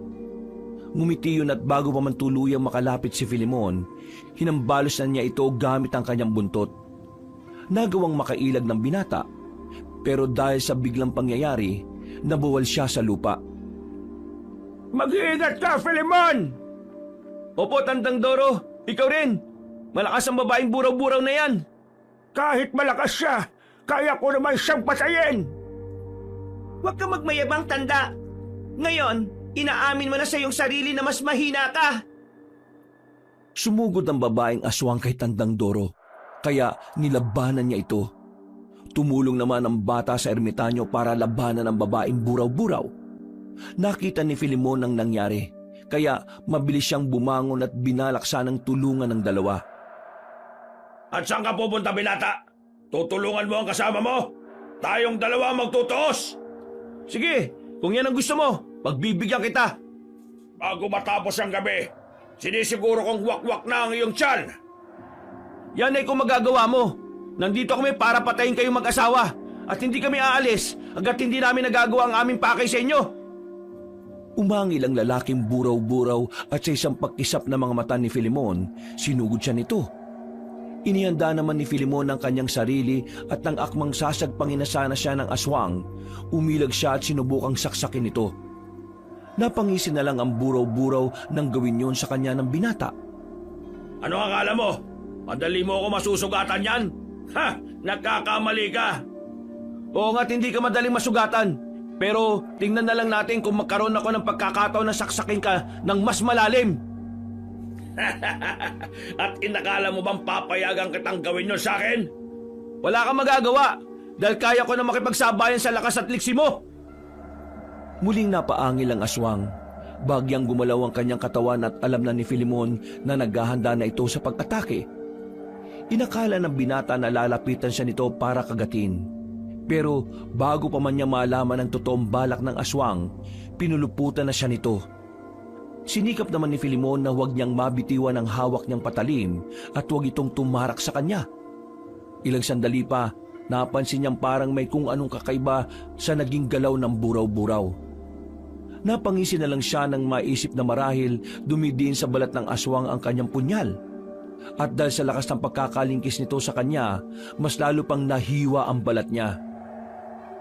Akala ko ba may sa kabalang balat mo? Bakit ngayon dinaramdam mo ang sakit? Gusto ko lang ipaalam sa iyo na ang punyal na hawak ko ay bigay pa sa akin ng ermitanyo at ito ang ginamit niya para pumatay ng mga aswang. At dapat maging proud ka dahil ikaw na ang susunod na mamamatay gamit nito. Hindi ko papayagang mangyari yan. Ano akala mo sa akin, hangal? Sige, gawin mo kung anong gusto mo at gagawin ko rin kung anong iniisip ko. Talagang gagawin ko. Magpaalam ka na sa mga kasama mo. Walang alam si Filemon sa binabalak ng buraw-buraw. Nakaramdam siya ng kaba kaya sinikap niyang magpumiglas para makaalis na siya sa ganoong sitwasyon. Ilang sandali pa, naramdaman niyang bagyang nagiging maluwag ang pagkakapulupot. Sinubukan niyang iangat ang kanyang kamay na may hawak na punyal. Sa hindi niya inaasahan, bago pa man magawa ni Filemon ang kanyang binabalak, ngumanga na ang buraw-buraw. At bigla siya nitong nilamon ng buo. Sobrang nataranta si Filemon, kaya nag-isip siya ng kanyang pwedeng gawin. Gagamitin sana niya ang kanyang patalim para kumapit sa bunganga ng aswang, pero bago pa man niya magawa ito ay dumaus-us na siya. Nung mga panahon yon, naisip niyang itarak ang patalim niya sa loob ng katawan ng nilalang. Nang magawa niya ito, naging malikot ang buraw-buraw. Palatandaan na nasaktan ito. Hindi tumigil si Filemon at mas lalo pa niyang diniinan ang kanyang punyal sa loob ng tiyan ng nilalang. Nagulat na lang siya nang magawa niya itong mahiwa at tuluyan siyang makalabas mula sa tiyan ng aswang. Anong ginawa mo sa akin? Hayop ka! Ikaw ang hayop! Kayo ang rason kung bakit maraming namatay dito sa liblib na lugar. Dahil nararapat lang din naman sa mga taong kagaya mo ang kamatayan. Alam mo kung kanino talaga dapat yon? Sa inyo! Ngayong nahiwa ko ng tiyan mo, madali ko nang mapupugot ang ulo mo. Yan ay kung magagawa mo. Hernanda, tulungan mo ako. Ha? Hindi! Nasaan ang asawa ko? Iniwan ka na niya. Alam niyang mahina ka na at wala nang laban. Mukhang ayaw niyang maging kagaya mo. Hindi ito maaari. Sige na, Filemon. Pugutan mo na ng ulo ang aswang na yan. Sinubukan pang manlaban ni Romulo, pero nagawang makakyat ni Filemon sa kanyang katawan ng walang kahirap-hirap. Ilang beses din niyang tinangkang kagatin ng binata, pero sa kada paggalaw niya'y natitigilan siya dahil sa sakit na kanyang nararamdaman. Hindi mo ba inaasahan na magagawa ko to? Bakit parang natigilan ka? Kung mapapatay mo man ako ngayon, paniguradong may isang buraw-buraw rin ang mabubuhay para patayin ka at ang iba pang mga tao na malalapit sa'yo. Tumigil ka na! Huling salita mo na yan dahil pupugutan na kita ng ulo! Ngumanga ang lalaking buraw-buraw para sana muling lulunin si Filemon.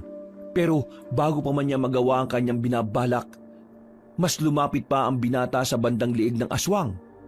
Walang pagdadalawang isip niyang ginilitan ito. At kahit na nagwawala ang aswang, wala na itong nagawa dahil naging mahina na siya. Kalaunan, nagawa ni Filemon na pugutan ng ulo ang lalaking buraw-buraw. Kasabay ng pagbagsak ng katawan ng aswang, lumapag din sa lupa ang binata. Tandang Doro, ano nangyari? Paanong... Mas malakas ang babaeng buraw-buraw kaysa sa lalaki. Munti ka na niya akong mapatay. Mabuti na lang at naorasyonan ko siya para makaramdam siya ng kaba. Nang makita naman niyang ginihiwa mo ang tiyan ng asawa niya, doon na siya nataranta. Siguro, kung hindi mo nagawa yon, hindi rin ako makakapag-orasyon. Baka nakain na ako ng buraw-buraw na babae. Diyos ko po, mabuti na lang, yun lang ang natamo mo. Teka, tutulungan na po kita dyan, Tandang Doro. Maraming salamat. Sige, kaunti lang ito. Wala naman nangyaring maluma sa akin. Panigurado na dahil lang ito sa lakas ng mga buraw-buraw na yan. Madali lang naman itong gamutin. Mabuti na lang talaga, tumakas yung babaeng buraw-buraw. Kung hindi lang sana ako tinulak kanina ni Tandang Doro, nagtagumpay ang aswang na yun na makain ako. Maraming salamat po, Tandang Doro. Hindi bali na. Saka na natin problemahin yung buraw-buraw na yon. Ang mahalaga, napatay natin yung asawa niya at hindi na tayo mahirapang patayin yun. Sige, umuwi na muna tayo sa kuweba. Maganda tayo para sa susunod na paghaharap. Kailangan sa pagkakataong yon, mapatay na natin ang babaeng buraw-buraw. Tama po kayo, Tandang Doro. Kapag hindi natin napatay si Hernanda, may posibilidad na marami pa ang kanyang mabibiktima. Minabuti nilang tatlo na bumalik na muna sa kuweba. Hindi na nila sinundan pa at inalam ang kalagayan ng babaeng dayo dahil alam nilang nakalayo na rin ito sa paanan ng bundok. Nung makarating sila sa yungib, nagpahinga silang tatlo. Napag-usapan din nila ang patungkol sa itlog ni Hernanda na posibleng mapisarin at maging salot sa mga liblib na baryo. Dahil dito, pinagplanuhan nilang hanapin yon at sirain. Nagpahinga muna sila ng mga 3 araw dahil wala naman rin pagsugod ang babaeng buraw-buraw. Pagkatapos nito, nagsimula silang magplano kung paano nila susugurin ang kuta ng buraw-buraw para mabasag nila ang itlog nito. Nung makabawi na sila ng kanilang lakas, hinalugog nila ang buong kabundukan para mahanap lang ang pugad ng babaeng buraw-buraw. Inabot sila ng halos 1 linggo pero hindi sila tumigil. Isang takip silim, May yungib sa banda roon at naamoy ko ang lansan ng buka na ron. Malakas ang inala kong naroon ang kuta ng buraw-buraw at doon na rin natin matatagpuan ang mga itlog niya. Kung ganun, pasukin na po natin at nang matapos na to. Oo nga po, Tandang Doro. Madali lang naman po sigurong basagin ang itlog ng aswang na yun, no? Tama ka, Santino. Pero delikado sa loob. Ako na lang muna ang papasok at nang hindi tayo kaagad mapansin. Magbantay na lang muna kayo rito. Paano po kung nandyan yung buraw-buraw? Sa mga oras na ito, siguradong tulog pa siya. Hindi pa naman gaanong madilim ang paligid. Aktibo lang yan kapag gabi na. Kailangan ko lang bilisan dahil baka magising siya at maabutan niya ako. Napatango ang magpinsan sa sinabi ng ermitanyo sa kanila. Sinundan na lang nila siya ng tingin nung makapasok na ito sa yungib. Makaraan ng ilang sandali, parehong kinabahan sina Filemon at Santino dahil sa pangyayari. Dahil dito, minabuti nilang dalawa na silipin ang loob ng yungib.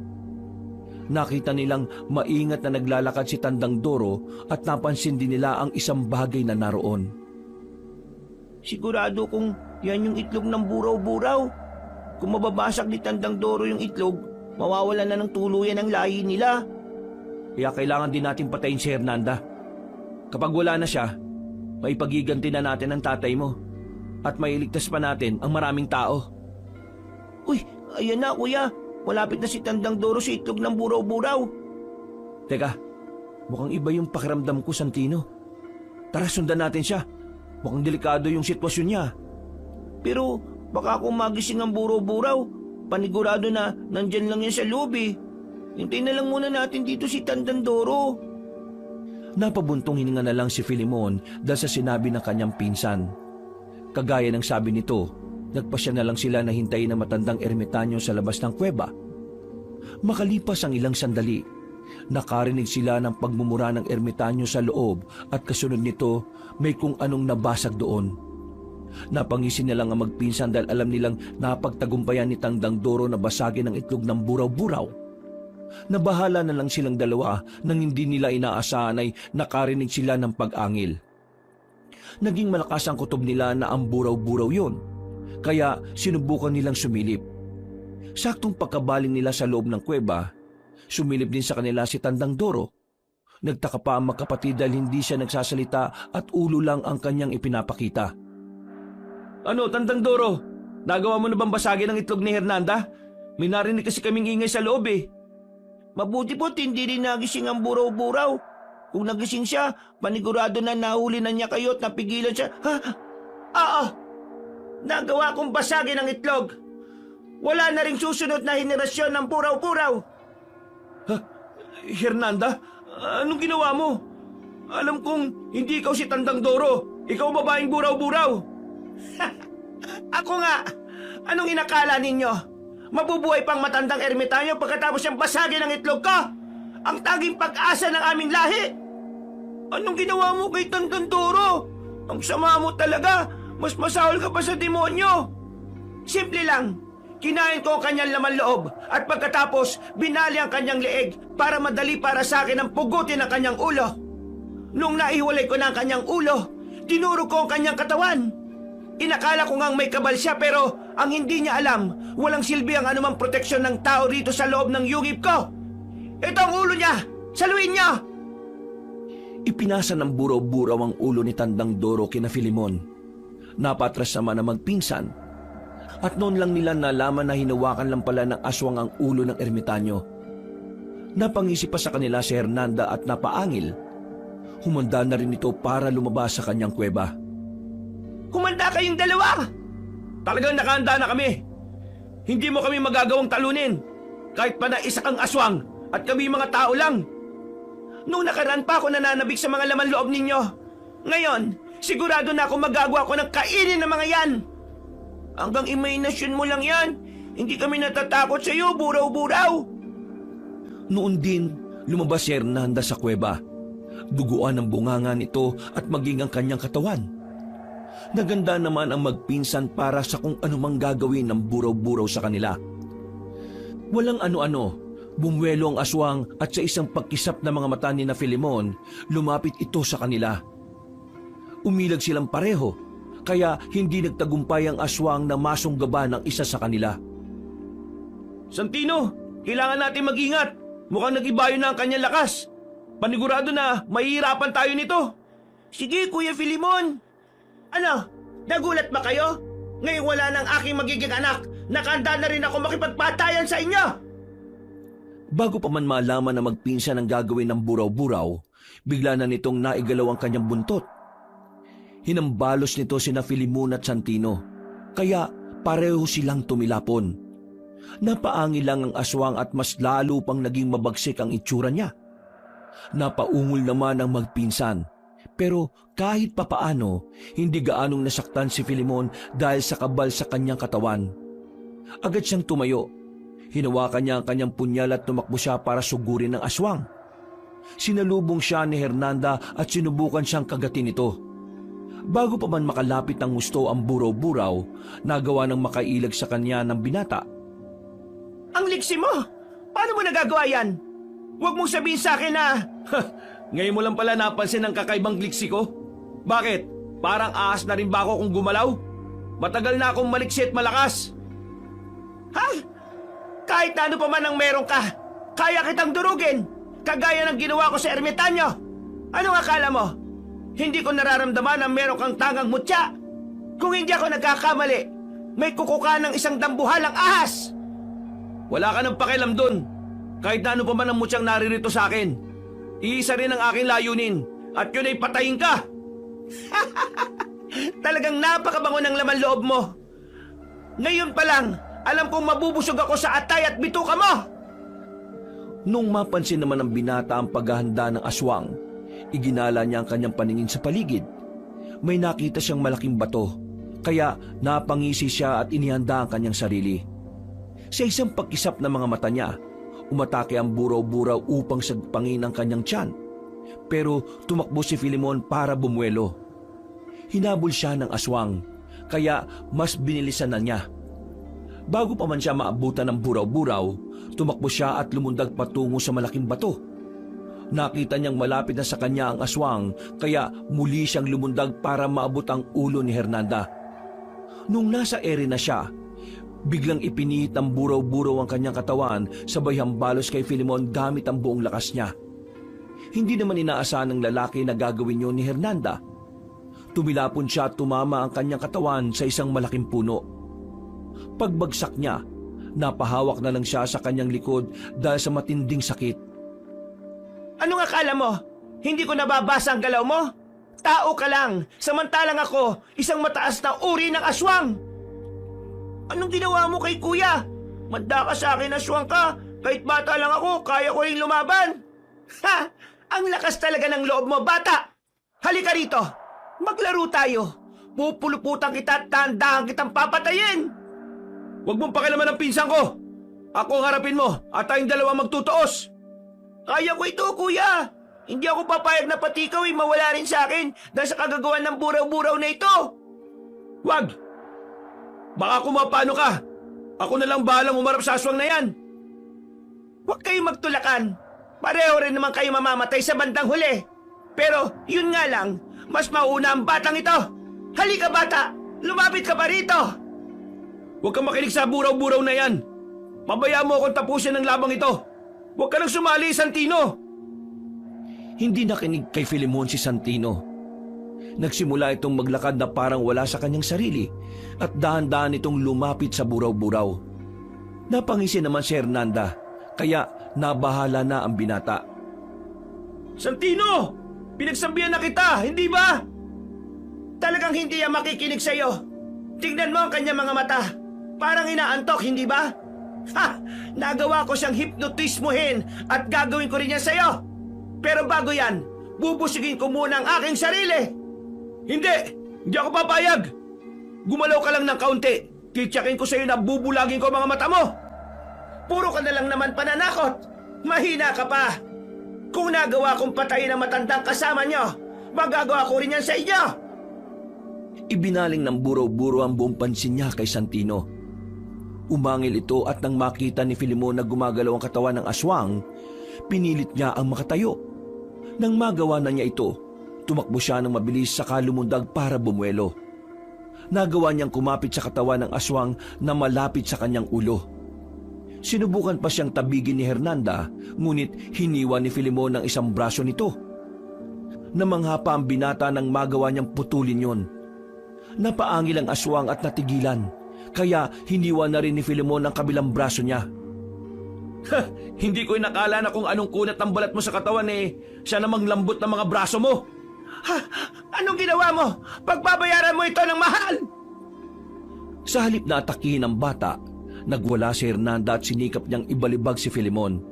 Pero dahil malakas ang pagkapit ng binata, hindi nito nagawa ang kanyang plano. Upang mahulog si Filemon, sinubukan ng aswang na ibangga ang kanyang katawan sa mga puno roon. Napailing na lang si Filemon, at dahil sa bertud ng kuko ng ahas, hindi siya bumagsak. Ano nga sabi ko sa'yo? Bubulagin kita? Ha! Ang lakas ng loob mo! Akala mo ba'y magagawa mo talaga yan? Ipinihit ng buraw-buraw ang kanyang ulo. hanggang sa makaharap na niya si Filemon. Ngumisi ito at ngumanga ng napakalaki. Alam ng binata kung ano ang plano ng aswang, kaya lumundag siya saka kumapit sa pinakamalaking puno. Na mga panahong yon, may nabaling sanga sa puno. Kinuha niya ito at muling lumundag patungo sa buraw-buraw. Hindi inaasahan ng aswang ang kanyang gagawin, kaya hindi na ito nakailag pa. Buong lakas na itinarak ni Filemon ang sanga sa mata ni Hernanda. Napasigaw ng malakas ang aswang. Dahil sa matinding galit niya, hinambalos niya ng kanyang buntot si Filemon, kaya nahulog ito sa lupa. Nagwala naman ang aswang dahil hindi niya magawang hugutin ang sangang nakatarak sa kanyang mga mata, dahil nga wala na ang kanyang dalawang mga kamay. Kapag sinabi ko, gagawin ko. Ngayong isa na lang ang mata mo, magiging limitado na rin ang paningin mo. Teka, Santino, ayos ka lang ba? Oo, kuya. Ano ba nangyari? Bakit parang nakalutang lang ako kanina? May ginawa sa iyo ang buraw-buraw. Hindi bale, nakawala ka na sa kanyang salamangka. Sige na, doon ka na muna sa gilid at may tatapusin akong gulo rito. Sige, Kuya Filemon. At nakawala na pala yung batang yan sa aking hipnotismo, ha? Pakialamero ka talaga. Humanda ka. Dudurugin ko rin ang mga mata mo. Nagdududa na ako sa kakayahan mo eh.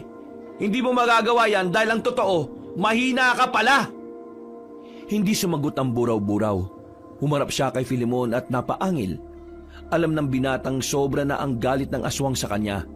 Kaya inihanda niya ang kanyang punyal at naghintay ng tamang pagkakataon. Nang yumuko ng bahagya ang aswang upang atakihin siya, biglang kumapit si Filemon sa sangang nakatarak sa mata ng aswang. Mas lalo pang nagwala ito, kaya napalambitin ng binata. Tingnan mo kung ano ang ginawa mo sa akin.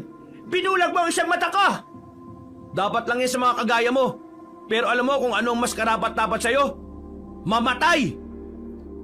Nang maramdaman ni Filemon na malapit na siyang mahulog, sinubukan niyang lumundag patungo sa katawan ng aswang. Kumapit siya rito at sinikap na huwag mahulog. Nagwala ulit ang buraw-buraw at sinubukan niyang kagatin si Filemon. Pero hindi niya ito maabot dahil sa sangang nakatarak sa kanyang mga mata. Nang mga panahong yon, itinaas ng binata ang kamay niya na may hawak ng punyal at sinikap na itarak yon sa liig ng buraw-buraw. Naging panay naman ang iling ng aswang, kaya hindi ito nagawang sugatan ni Filemon. Akala mo ba papayag ako sa binabalak mo? Kahit na anong gawin mo, alam kong unti-unti ka nang nangihina. Ilang sandali na lang, magagawa na kitang pugutan ng ulo. At paano ka naman nakakasiguro magagawa mo yan? Alam kong may takot pang naiiwan dyan sa loob ng puso mo. At ako ang dahilan yan. Nagkakamali ka. Kung may natitira man dito sa puso ko, yun ay galit. Galit sa'yo at sa mga kagaya mong aswang. Kung hindi dahil sa inyo, buhay pa sana ang tiyuhin ko. Wala akong pakialam sa kanya. At pati na rin sa iba pa naming naging biktima. Mahihina sila. At kapag mahihina, nagiging pagkain lang namin. Talagang wala kang awa. Hindi ka na dapat pang buhayin pa. At kayo, nararapat din kayong maging pagkain ko. Kaya humanda ka, binata. Ikaw at ang batang kasama mo ay magiging patawid gutom ko. Hindi ko papayagang mangyari yan. Pagkawikan ni Filemon, buong tapang siyang lumundag ulit patungo sa sanga ng puno na nakatarak sa mata ng aswang. Pagkakapit niya roon, naging mahina ang pagkakakapit ng sanga at nakaamba na itong mahulog. Wala nang nagawa si Filemon kundi ang sumugal. Lumundag ulit siya at dahil sa bigla ang ginawa niya, hindi nakapaganda ang buraw-buraw. Nagawang maabot ng binata ang liig ng aswang at bago pa man siya nito kagatin, buong lakas niyang itinarak ang kanyang punyal doon. Kasunod nito, ginilitan niya ang lalamunan ng aswang. Nagwala si Hernanda at sinubukan nitong manlaban pa. Pero dahil sa paggugot niya ng lakas, bumulwak ang dugo sa kanyang lalamunan. Kasabay ng pagbagsak ng aswang sa lupa, lumapag na rin si Filemon. Ano kuya? Tapos na ba yan? Patay na ba ang buraw-buraw na yan? Hindi ako sigurado, Santino. Sandali, lalapitan ko siya. Kailangan hindi na siya mabuhay pa ulit para tuluyan na tayo maging ligtas. Tama ka kuya. Bugutan mo na ng ulo yung buraw-buraw na yan para wala na talagang tsansa na mabuhay pa. At talagang yan ang gagawin ko. Kapag sigurado na akong patay na ang aswang na ito, maaari ka nang lumapit dito. Sandali lang. Nilapitan ni Filemon ang buraw-buraw. Nung makita niyang bahagya pang gumagalaw ang katawan nito, napailing siya. Nilapitan niya ang ulo ng aswang at walang pagdadalawang isip na pinugot ito. Napailing na lang siya nang makita ang durog na mata ng aswang. Ngayon, tsak na akong wala ng ibang taong magiging biktima. Kulang pa sana ang pagpugot ko sa ulo ng buraw-buraw na ito eh. Pero ito lang ang aking magagawa para maipagiganti ang mga biktima. Lalo na si Tio Nicasio. Kuya, ang galing mong makipaglaban. Hindi ko akalain kaya mong patayin ng ganun lang ang buraw-buraw. Buwis buhay ang ginawa mo ah. Ginawa ko yun para sa'yo. Kung hindi ko pinursigi ang pagpatay sa buraw-buraw na yan, at kung naging mahina ako, baka ngayon, nasa tiyan na tayo ng aswang na yan. Mabuti nga at napugutan mo na siya ng ulo. Wala na siyang pagkakataon para makapambiktima ulit. Salamat talaga, Kuya Filemon. Oh, para saan naman yan? Sa pagprotekta mo sa akin, sa pag-aalaga. Kahit na wala na si tatay, kampante pa rin ako dahil kasama kita. Alam ko sa sarili ko na hindi mo ako pababayaan. Kaya nagpapasalamat ako sa iyo. Dahil sa matinding pagod ni Filemon sa naging laban niya sa buraw-buraw, napalumpasay siya sa lupa. Habang nasa ganoong sitwasyon, lumapit sa kanya si Santino. Napatitig pa ang bata sa katawan ng aswang saka naupo rin ito sa kanyang tabi. Ilang sandali pa, napatitig kay Filemon si Santino at napabuntong hininga. Oh, bakit parang ang lalim ng iniisip mo? May problema ba? Patay na ang buraw-buraw. Kuya, gusto ko pong umuwi na tayo sa nayon natin. Gusto ko pong doon tayo maniraan. Siguro naman, ligtas na tayo ron. Oo naman, Santino. Dahil wala na mga buraw-buraw, siguradong ligtas na tayo at wala na magiging salot sa buhay natin. Oo nga, kuya. Sayang naman ng bahay natin doon kung pababayaan na lang natin. Isa pa, yun lang din ang alaala ni tatay eh. Gusto ko, alagaan natin ang bahay at gamitin na rin ang lupain. Kung yan ang gusto mo, sige. Yan ang gagawin natin. Kahit na anong oras, kaya naman natin bumalik dito sa lugar na to eh. Tama kuya, wala na rin naman magiging panganib sa atin kasi patay na sina Hernanda at Romulo. Kung meron man, mga elemento na lang. Pero alam kong hindi nila tayo sasaktan kasi nilirespeto naman natin ang kanilang tirahan eh. Nagpahinga na lang silang dalawa sa loob ng yungib. Mabuti na lang at hindi yun sinarhan ni Tandang Doro nung umalis sila. Kaya nakapasok pa sila roon at nakapagpalipas ng gabi. Kinabukasan, maaga silang nagising. Sinubukan nilang balikan ang bahagi kung saan naganap ang unang laban nila sa mga buraw-buraw. Nagbabaka sakali silang mahanap nila ang bangkay ni Tio Nicasio roon. Pero hindi nila ito natagpuan. Hinayaan na lamang nila ito at nagpasya na silang bumalik sa kanilang nayon. Pinuntahan din nila ang bahagi kung saan nila iniwan ang kanilang sisidlan ng tubig, pero hindi na nila ito nakita. Nung naroon na sila sa kanilang baryo, nalaman nila na halos walang mga tao roon. Pumunta kasi ang mga yun sa bayan para umiwas sa pananalasa ng mag-asawang buraw-buraw. Magmula noon, namuhay sina Filemon at Santino sa nasabing baryo. Kung narito lang sana ang tatay mo, paniguradong masisiyan siya dahil wala na mga salot na nagbigay ng takot sa atin. Yun nga rin pong iniisip ko kuya eh. Siguro, ipinagmamalaki rin niya tayo dahil natalo natin ang mga buraw-buraw. Hindi ko akalain na kahit mababangi sila at walang konsensya kung pumatay, nagawa pa rin natin silang patayin. Kaya nga Santino eh, siguro itinadhana ng Diyos na makilala natin si Tandang Doro. Siya ang naging tulay para mabigyan natin ng katahimikan ng mga liblib na nayon dito sa atin. Ay, sayang nga lang no, namatay siya. Nakakaawa pa yung kanyang naging sitwasyon. Siguro nga, kung di mo ako pinigilan pumasok, baka pati ako ganun din ang naging kapalaran. Ewan ko nga ba, bigla kasing lumakas yung kabog ng dibdib ko nung mga panahong yun eh. Parang may nagsasabi sa akin na pigilan ka. Kung ano man yun, dapat din tayo magpasalamat sa kanya. Kaya nga, Santino. Baka nga si Tio Nicasio yun eh.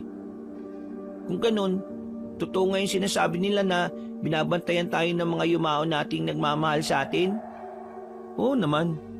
Alam kong mahal tayo ni Tio Nicasio eh, kaya kahit wala na siya, ginagawa niyang lahat para mabantayan tayo. Ay, ewan ko nga ba kuya. Parang masamang panaginip lang ang lahat ng ito, no? Parang hindi ko pa rin mapaniwalaan na wala na si tatay. Ako rin. Hindi nga rin ako makapaniwala eh.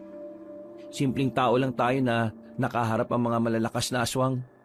At nakasama pa natin ang isang ermitanyo. Sino ba naman na mag-aakalang ito mangyayari sa atin? Napatawan na lang ang magpinsan dahil sa kanilang naging karanasan. Sinubukan nilang kalimutan ang mga mapait na nangyari at itinuon ang pansin nila sa paglinang ng naiwang lupain ng kanyang tiyuhin. Natapos na rin kasi ang tagtuyot, kaya hindi na sila nahirapan. Makalipas ang maraming taon, lumaki na rin si Santino. Si Filemon naman ay nakapag-asawa ng isang taga-syudad. Dahil ayaw niyang mapahiwalay sa kanyang pinsan, minabuti nilang mag-asawa na manirahan na lang din doon sa baryo kung saan sila lumaki. Kahit papaano ay natuwa naman si Santino dahil sa ginawa ng kanyang kuya Filemon. Dahil kahit na may pamilya na ito, ay hindi siya nito pinabayaan. Mga kabangers, mga kayanggaw, si Kabanong po. Siya nga pala, bago ako magwakas, pwede pong humingi ng konting kahilingan. Sana po pagkatapos yung manood nito, bisitahin nyo rin po yung isang channel natin, yung Pamela Clamil. Doon sa channel na yon, nagnanarrate po ako bilang si Lolo Pael.